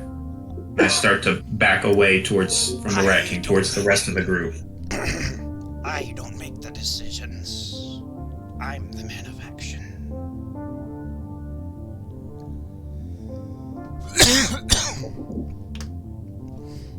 Okay, so you went and you whacked with the other. So you guys are all standing behind Enriquez now. Yeah, Yep. and I'm gonna have a hand near my concealed handgun. Okay. What's Miguel doing? So Enriquez is just standing there. He's glancing back at you guys. So what's it gonna be, Rat? Oh, King? what's Miguel doing? Miguel is torn, and he just leans back against the car like he doesn't know what side to be on. Whew. But he did not take up sides with the Rat King. Good. Just hypothetical question real fast. If he did take the Rat King's side and I wanted to resist, is there a roll that I would make to resist the loyalty, or would I be obligated? You're gonna have to spend willpower every turn. To take Oh, your wow. own action. Okay. Dang, that's real. Wow. Alright. It just got real. Yeah. Wait a minute, but this guy showed up on just a motorcycle, didn't he? Yes, he did. We can't all 5 fit on a motorcycle. The Rat King's fingernails start to grow into thick, long claws, like 3-4 inches long. And his fangs, as he opens his mouth, grow and thicken to basically to like real rat teeth. You don't want to do this, Rat King. There's 5 of us and 1 of you. There's 1 of you. And he looks at Enriquez. And he kind of rolls his head. What's it going to be, Enriquez? Do we finally find out who the greater warrior is? And Enriquez pushes with his hands. He pushes you guys back without turning away from the Rat King. You guys need to run. Yeah, I'm just gonna. Jeez. I'm like, fuck that. We're with you, Rat King. This bullshit. I'm telling you right now. Even if you win against him, you're still gonna have to fight the rest of us. So it's 5-on-1. Child, I could snap my fingers and destroy you. You're gonna have to find out if you could back that shit up. I'm gonna... Too bad I can't make a Thanos joke. It's not time yet. Oh no! It wasn't a Thanos. God. It was too early to be a Thanos joke. We need to do this again 20 years later, and then I can make it a Thanos joke. Yep. Hector, I'm gonna grab your shoulder. I think he knows what he's doing when he tells us we need to run. I look back at Enriquez. Like looking for a cue. You need to run. You I need to go run, with- boy. All of you need to run. Run now! And he launches damn it, I himself hate at the running. Rat King. Now we gotta run. Alright. I So say, the God two damn of it, I them hate start running. rolling on the and I run. ground, and you hear all this, like, completely unnatural vampire sounds of hissing and, you know, and you guys take off running. And Miguel gets in his car. Wait, so Miguel's not like, I mean, we can't He jump didn't in the take car off with running. Miguel? No, you guys took off running. And a few seconds later, he pulls up in the car. He says, "Get in the fucking car!" Where are you taking us? I don't even know. Just get in the fucking car. Why don't you let me drive? Sir. And he slides over. Oh, thank God. Okay, now everybody else, get in the car! Take it in. Okay. I get in the car, but I'm really like, I'm saying, like, I feel like we should have helped him. You guys are no match for. Well, you did destroy three of the elders from the Sabbat the other day, so I don't know. Maybe you should fucking stay. Fuck that! I'm going back. Let's go back. Let's go back. If these 2 motherfuckers are, I mean, look, Miguel, are these guys on the same level? These 2, or is the Rat King like a lot more powerful? Then the guys you destroyed, I don't know. No. I mean, like, is Enriquez and the Rat King, are they about the same in They're terms about of the power? same. They're about the same, yeah. Well, then we could be the ones that tip the scale, man. Fuck that. Let's go back. Okay. Fuck! I've got this car in park right now. I can't idling. do that. I can't. Well, fight then I'll like just Prince's run back. Sheriff. All right, well, then I'll just run back. But, I mean, if these guys are even Steven right now, we could be the difference. Then, you know, it's not... I can't leave my sire there to possibly get killed. They're not gonna kill each other. They're not gonna kill each other. They need each other. As you're getting out of the car and start running, he says that they're not going to kill each other. They need each other. They're basically having a full-grown pissing contest. Alright, stop. If you want, I'll go invisible and go watch him. And if anything's wrong, then I'll scream. He can probably see you. Don't We gotta get at it. The Rat King may very well have permission to kill you. Listen to what your sire said, Hector. Trust in him. God damn it. Alright, I come back to the car. Okay, you guys peel out of here. Where do you go? God. Mila, remember when your friend Balls Deep? Yeah. She was gonna put us up before. Will she do it again? Sure. Let me, yeah. I mean, hopefully. Yeah, Okay. Or what? Being as Miguel is well-bounded to this Goldman. new prince, Mm-hmm. yeah, Prince Goldman, I don't think it's a good idea he comes with us. That's probably a good idea, he says. Miguel, why don't you say... Let me off here. Okay. Well, look, why Isn't don't it we his swap- car? Yes? We can swap into my car. Okay. And then you can tell us that you dropped us off with the Rat King, and then you don't know what happened. No, I can't. Yeah, the Rat King's still gonna be alive. He's gonna tell on him. Oh, Well, I 100% is pushing it, but I'm 80% sure they're just gonna beat the shit out of each other until they find out which one's the best, and they're not gonna kill each other. The war is coming, and those are the two greatest warriors we have to fight it. Now that Valentina's gone. Alright. I mean, So I guess here's the Valentina's still around, but she's not on the payroll, so to speak. All you have to tell him is that things got crazy and you don't know what happened after that, and that's pretty much the truth. So let's get back to Jack's car and get out of here. Okay. You guys All right. get back to Jack's car and switch out. thank you, Miguel.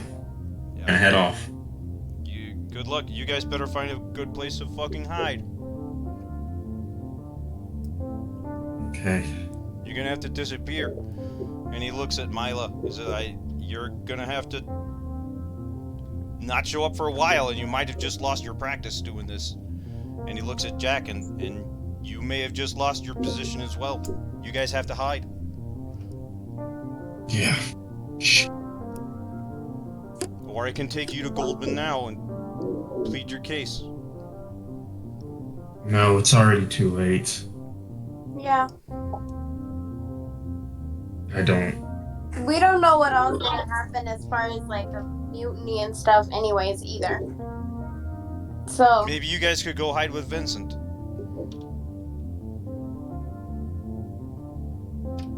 I don't know. Vincent. God, there's so many names. Who's Vincent again? The leader of the He's the Prologue. leader of the Bruja. Okay, Yeah, sorry. There's just Enriquez- so many. Enriquez is part of his clique, I think. No, Enriquez fucking hates Vincent's guts too. Enriquez isn't part of anybody's clique. If anything, he's kind of allied to Valentina and the Anarchs. But he's not Okay. even a very standout part of their organization. He's kind of alone. I think Vincent would take us in, but I feel like that'd be the first place Rodriguez would look. I don't want to go to Vincent. What if we... But whatever, you guys have to just... You guys decide. I don't want to know. I might end up telling Goldman. Which I'm not sure is the wrong decision to do either way, but you guys have to decide without me. Okay. He gets out. When I see you, I'll see Or you. He gets back in his car, and you guys are, you guys separate. Okay. When he leaves, I let out an audible scream. Like Hector is really frustrated at the fact that he left his sire to fight this dude on his own. That's that does not sit well with his warrior code at all. Right. and he feels powerless. He feels like he says, I feel like a little bitch right now. Yeah, and this is coming off a success you guys had with you're finding out that the guys you killed weren't even nobodies, and you didn't have too much trouble with it. Now it seems like these guys are treating you like babies when you're actually grown-ups. So Yeah, but moreover, though, again, it's like it's not like Hector's like reasoning too behind it, right? Like he's not stupid. He's not just gonna mount off against somebody who'll just like destroy him.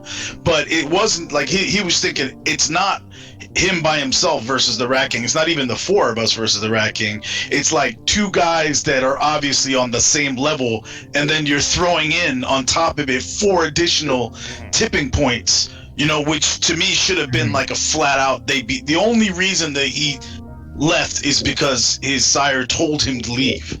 But other than that, there's no way he would have ever said like let's back down at all. It's just that like logically it doesn't even make any sense to him why we would leave when you know they're matched up and we could tip the scales. Yeah, I agree. But we left. Okay. Yeah, so like he's just having a lot of regrets now. It's really bothering him. Yeah. Right. Well, and right now as we're like trying to discuss this out, I'm just gonna be driving like a loop on the interstate. Okay.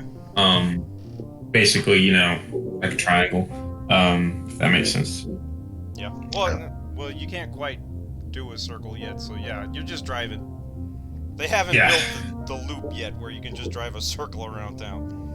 Oh, really? Okay, so we're working on interstate, take an exit, turn around, go back. The last 10 years. Yeah. We don't have to worry about them like GPSing our. No, you don't have to worry about that. No. Right. Okay. Unless they use vampire magic, but the technology isn't at that point. Right. Okay. I'm gonna call. Well, they have trackers, but it was one of those joints where you have to stick it on the car. Right. Yeah, they can't just check it later. Pull up but we don't have to worry satellites about or anything. Yeah. Turn your phone off and stuff like that type of thing. Okay. I'm gonna call Emily and just see what the hell happens. Okay. I mean, it doesn't hurt, and if she doesn't answer, then okay. But if she does, then you know, I'll see. It's I'm call her. Is ringing. Ring. Yeah, I can't talk now. And she hangs up. Correct. Okay. Okay. In the meantime, where's the best place we can hold down? I don't have any place. I got a place in the bottom of the bottom of that gym. But I mean, we're gonna have to. Sounds pretty good. Because that could be, but that could be bringing some stuff to that guy's door, and that's not fair.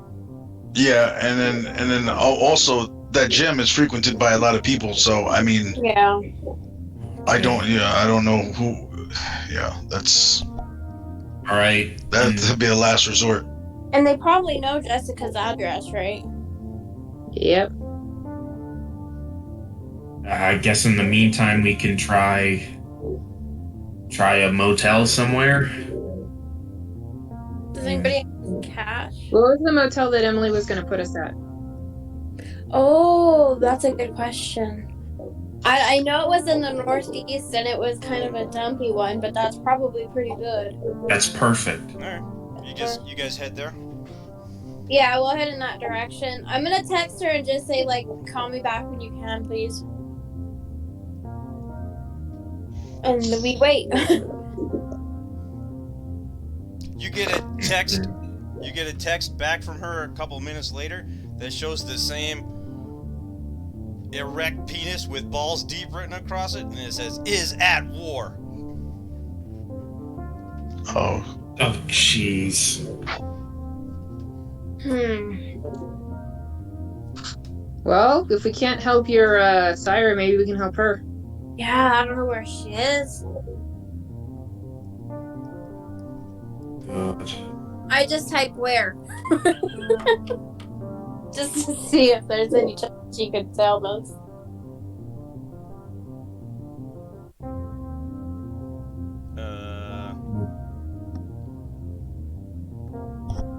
What's her response? It takes a couple minutes. Yeah. Can we go to where we saw, to where we met Valentina last time? You met To where Spider Valentina was? where Mother is. She was visiting Mother when you guys went. We met Emily. You met Emily at a Otoli's. Yeah. Yeah. Oh yeah. We can't go to My Mother. head is- Mother. My head is a bit Mother will turn us in. Yeah. And I don't remember the name of the motel. She writes back and says, Cyber War. Oh. Oh, God. Okay. Well. Cyber. What does that by the even way, mean? Sestonn, the basement that Coach gave us, or gave me, is it lockable? Yeah. So I can actually like. What is I mean, it? it's ideally it's lockable from the outside, but No, yeah, from you the can do like stuff from. from it. You can do stuff to make. He probably already did since he moved you down there. He like Is switched there any kind of Okay. the exterior doorknob so that entrance? it locks from the inside now. Because it was Okay. basically like a huge basement locker. You know, like a storage area. All right. No sunlight gets in, No does it? sunlight gets in. No. All right, we just gotta sneak in there. You can't see it. You can't let anybody see you guys coming in or out. Well, it's nighttime, right? So Yes. there shouldn't be anybody Yeah, at the I gym. mean, I really would rather. Well, like some of these guys train late and then they get there really extra early before, like, they might get there at 4 or 5 in the morning sometimes. That's a good So, point. Yeah. we just gotta be careful. In the But I morning mean, this right is now. It's really not ridiculously late yet. It's like bars are starting to close late. yeah. So I'm like, I really don't want to take you guys there. But if it's our last resort and we have to, then that's what we'll do. But I'm hoping that we get an opportunity from Emily here before that we have to make that call. Well, we can keep driving right now. Well, you guys keep All right, driving for awesome. like 20 minutes, and then Emily calls Mila. Oh, nice. Okay. Hello? Yeah. The Sabat's all over you fucking guys. Where the hell are you? Yeah, we don't You really can't know go where home. to go. No, we know. We don't really know where to go at this point. The Sabat found out that who Jack is and who Jessica is. Okay. Hey, did you send the message about that, like, little poem thing about the swords coming for us and stuff? Yes. Okay. Just making sure. Yeah. Alright, Did yeah. that help? Were you able to escape? Yeah, we escaped, but it was not just the Sabat, what's his name again? The Rat King? Rodrigo? Rat King. Rodrigo, we think Rodrigo is the Sabat. Oh, he is. Okay, Oh, yeah. okay. Okay. Yeah, we escaped. We just don't know where to go or what to do at this point. And you were kind of the only person I knew to maybe call. Yeah, I got a safe house somewhere I can set you up. Give me a minute. She hangs up. Okay. She has a safe house. She said she'll call me back. Thank God. Did she ask him? Did she ask about me? No, I'm just kidding. You know, you say just kidding, but you ask every time I talk to her. So. She calls you back a couple minutes later. We're asking just kidding at this point. She calls you Alright. back. Hello? It's not safe. They got some motherfucking hacker. I've been sparring with this fucker all night. But no, I can't guarantee you that if I set it up, he won't see it. Okay. At least not right now. If you got time to keep waiting, I could keep fighting. Yeah, I mean, we can, or do you, I mean, just over the phone, do you know of, like, a motel that's kind of, like, run down or something that maybe we might have a chance of being okay? Yeah, not really. Generally Okay. speaking, the motels have windows, and I mean, if you're gonna, like, hide in the bathroom or something, anywhere will work. Especially if you have a ghoul. Do you guys have a ghoul? Keep you alive during the daytime? No. Fuck! How do we make one? Can we go make one? You just blood Okay. bond some mortal. Just, Alright, I mean, I guess just we could pick go a do mortal and feed him your blood. that. Okay. Now wait a minute. We don't want to do that to somebody. Well, Gotta Look go, at the gotta hell go. this is Yeah, brought up on all of we'll us. discuss moral issues in a minute. So you want us to just, like, wait She hung up. Oh, okay, we'll just wait. What? Well, what all did she say? Debating whether or not I mean, it's just too early in the relationship with Kevin. Kevin? Yes. I just started feeding on a guy named Kevin. What about any of your patients? Do you have any that you're like, I would like to make them my slave watcher person? I mean, I have a list of shitheads. I have no problem turning one of them into my ghoul. Into your bitch. Into my bitch. Yeah, I like that even better. You guys are making light of this. You act as if this is... What? I mean... Look, I get this is a serious situation, but... Look at the hell this has brought upon all of us. Becoming kindred. Do you have any ideas? Exactly. I mean, at least we're not necessarily making light of the situation, but we're at least seeing it from a logical point. We're gonna need to sleep. I mean, we can sleep in shifts, but, not during the day. I mean, not, you know what I mean? We have to all sleep during the day and we can't be out. Your phone rings. It's Emily. Right. Hello?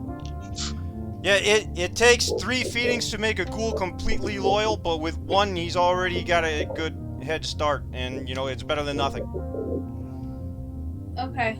You can maybe set up at, she gives you, like, the same hotel where you're already going. Okay. But, I can't make any promises. Alright, well, we'll start with Hide in that bathtub. All of you guys go in the bathroom and close the door. There's no window in the bathroom. Okay. Okay.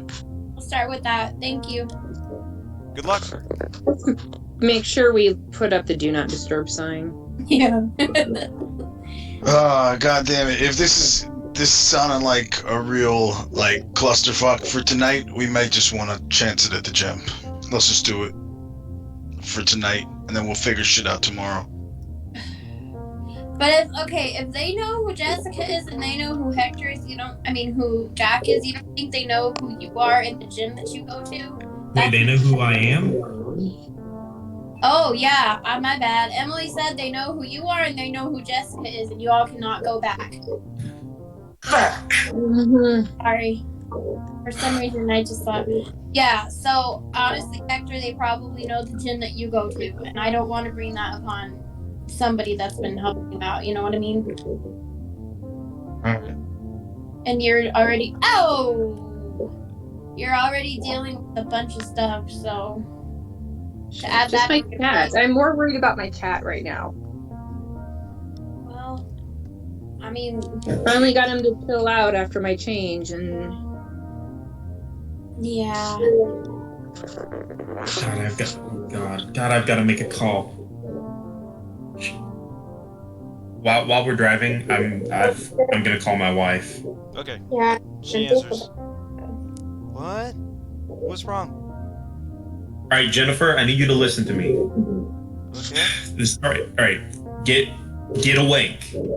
Tell me when you're awake. Take a second. Stand up. Okay, Get out of okay. bed. Okay, I'm awake. Okay, it's a serious situation. I can't sugarcoat it. There are some gang members who are after me. Okay, and they know... take the kids in the bag and go? Yes. Okay. Right now. I can't say for how long. As we planned. You can hear her open up the kids' doors. Wake up, we gotta go. Okay, I'm gonna call you tomorrow. I don't have an update right now, but it's a bad situation. Don't talk to anybody about it. Just stick to the plan.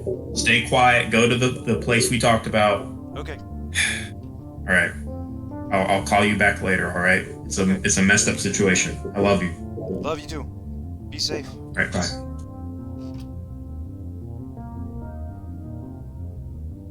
Damn. I didn't even think about all that.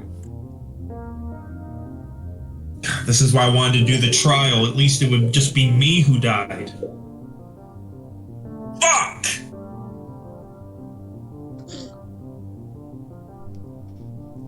This seems like a pretty good stopping point. Dun dun dun. Dun dun dun. You guys like stay in the bathroom all huddled up together. I hope we don't die. That or the I gym, hope I we think- all wake up at night. Whose bathroom are we in? The guy Kevin's? The hotel? No. Or did you I guys? think the gym is the Did best you guys idea. go to the gym? I've only had like one date with Kevin, and it wasn't really a date yet.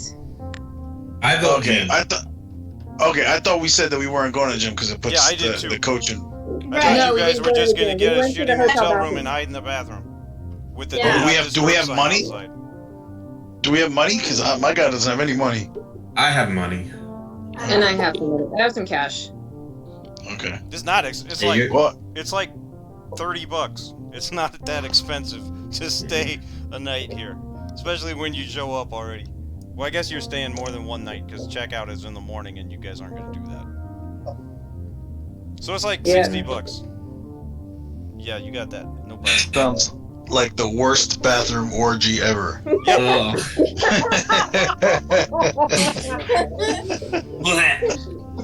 Okay. But Hector's not making any of these jokes though Yeah. because No, he's really somber he's- about what happened earlier. Yeah. Yeah. Yeah. Hector's been having a bad week. Exactly. Okay. Yeah. So, for our session question, and we'll start with Jack this time because you like to cut out and go to bed. So we'll start with you, so you can if you want. Why don't you tell us all what's happening in Jack's head? Okay. Jack is. And keep in mind, everybody else, that this is not in-character information. This is like audience information, so you guys can Yeah. kind of understand where he's at and what he's going through. Jack's primary emotion right now that is driving him is fear. He is scared and he's terrified.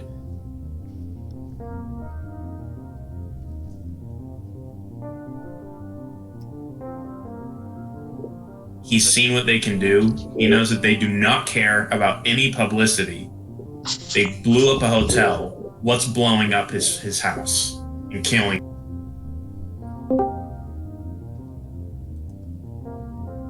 Who'd we lose? Or did we lose me? Disconnected. Every night I lose internet.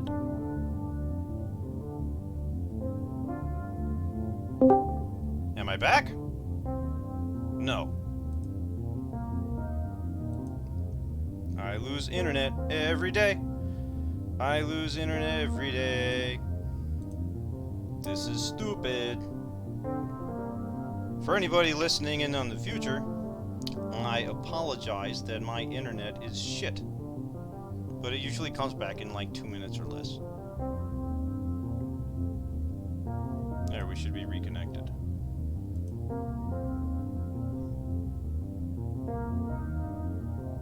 Should be.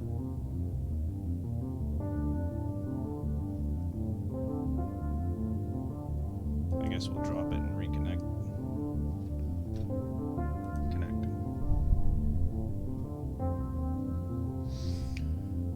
Okay, yeah, we're connected. We should be back in. Let's reload it.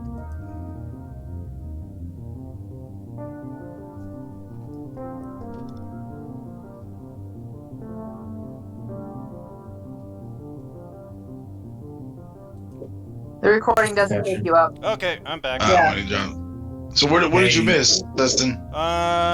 He said that he's mostly scared, and that's about all I heard. Okay, just to summarize again, Jack is terrified that his family's in danger. He's worried that he's going to lose his job. He's going to try to do some kind of weird sick day excuse thing to try to somehow get out of that, from losing that. And he's also really angry at Kindred Society that he got pulled into this against his will. He's done nothing but good service and tried to do his best to, make good out of the situation. And now, they're just going to kill him in a show trial for defending himself. He's angry. He's really scared and he's really angry. That's Jack's emotional state right now. Okay, that's good. How about Jessica? What's going through Jessica's head? Jessica she's pissed. She just recently decided not to bolt, and then finding out that bolting probably would have been the better thing to do because she's going to lose it all anyways. And she won't be able to defend her cat now. Who's going to go take care of him? But the thing that really gets her the most is she's worked so hard to get this much control over her life, and she has absolutely lost every bit of control that she's ever built for herself. So yeah, just after she started feeling better, it's gotten way worse. Yep. How about Hector? What's going through Hector's head? Hector hasn't had a very easy life, but it hasn't been like as hard as the lives of the people that care about him, that have worked hard to make sure that his life wasn't as hard as theirs were. So there's a handful of people in his life that he looks to as people that will always be there for him and have his back. But at the same time, he's kind of grown up in this paradigm where he's used to this situation where life isn't fair, and where you have hardworking people or with good intentions, and they deserve better, but they get shit on consistently by circumstances beyond their control. So if anything, all of this shit is just business as usual for him, to where he's like, oh yeah, this is what I experienced in my human life, getting shit on no matter what, and I expect the worst. So for him, Enrique showing up and laying his ass on the line for him and these and the other three was like, that's the day was just, that was like something unexpected. So for him, it's almost like, wow, this day turned out better than I thought it would, because I expected it to be really shitty. And then this guy stuck up for me that I didn't even think, I didn't even think he gave a shit about me very much. So that's great. But then at the same time, then he turned around and he left this guy behind, and everything was telling him, don't do it.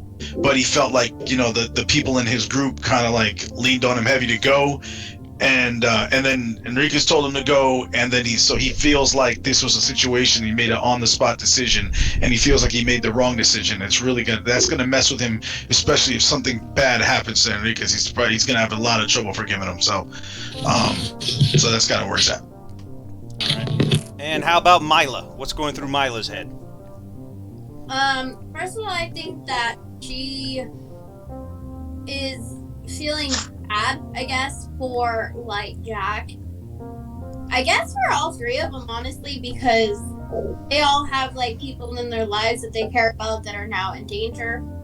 And even Hector with his gym, person or whatever. And I think that she feels like maybe she acted a little bit reckless because she has literally nobody in her life, so it didn't matter as much. And so she needs to realize that as making decisions, she has to consider all of that. On the other side of things, she's completely okay with things like making a ghoul out of a shithead in order to protect them. Like there's nothing wrong with that. So yeah.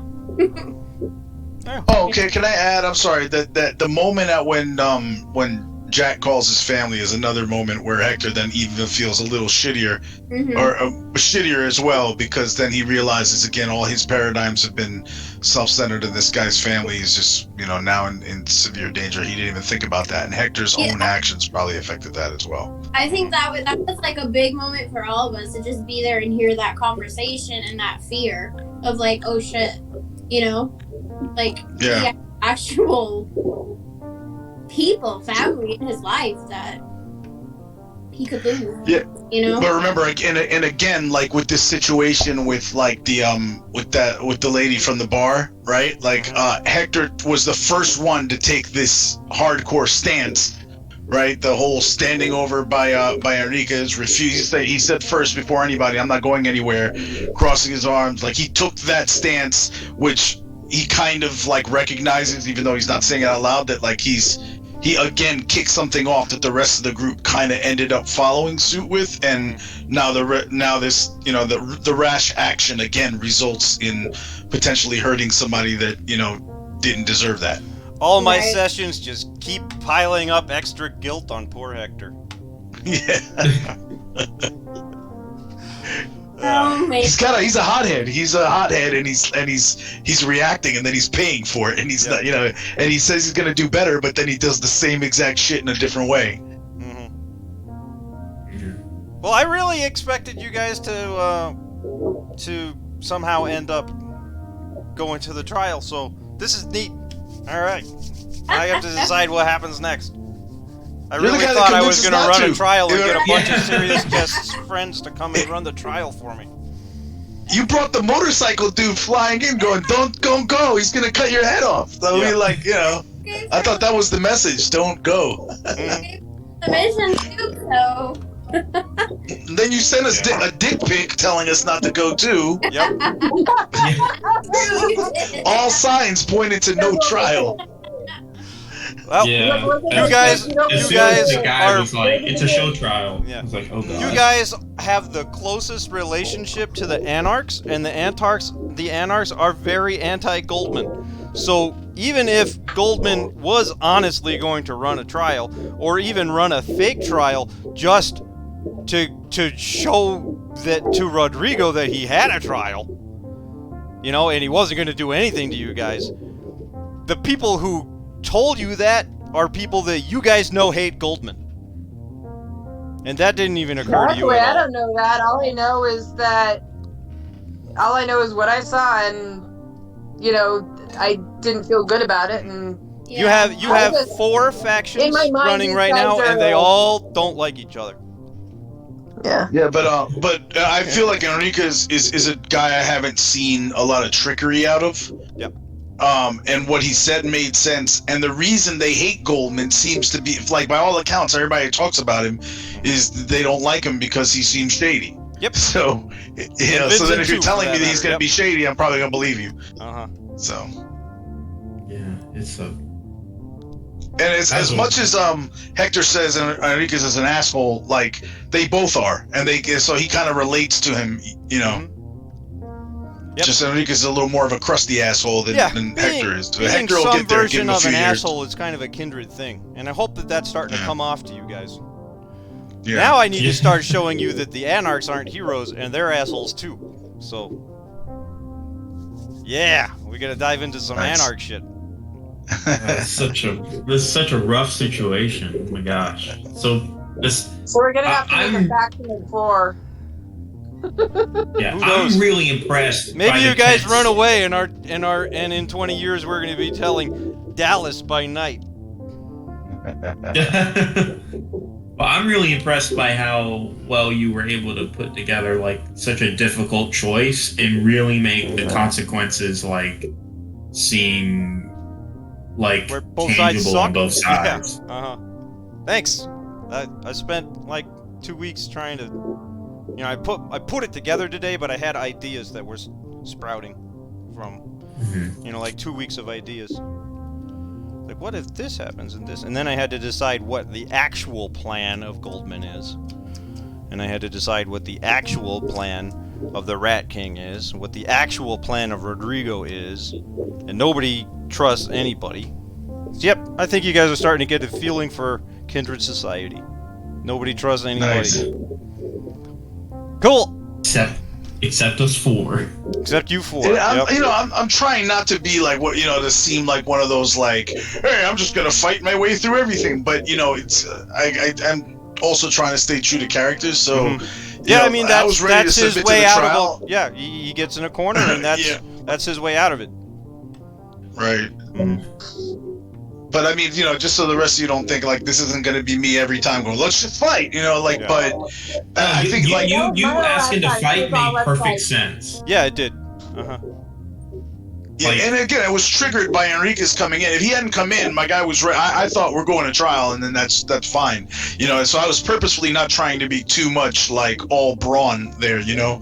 But then certain things will trigger, and then I'm stuck. It's actually kind of interesting because what may come out is I'm ready to fight, but the real struggle with my character is the moral code. All right. To be honorable in all situations. Right. That was a great session. Thank you. Thank you. Yeah, I enjoyed it. Stressful. All right. Well, we're gonna stop recording. Anything anybody want to say to the 1 or 2 people that somehow find their way and watch this over the next 30 years? No, we know at least one that's already listened to it. That was found it really entertaining. Yeah. Yeah, I hope you're having as much fun listening to this story as we are, like choosing our own adventure through it. Yeah, I'm just gonna be really embarrassed and I still don't know how to behave around people. So. All right. Well, good night. The 1 or 2 of you that came along to eventually listen to this. Have a good one. Bye bye.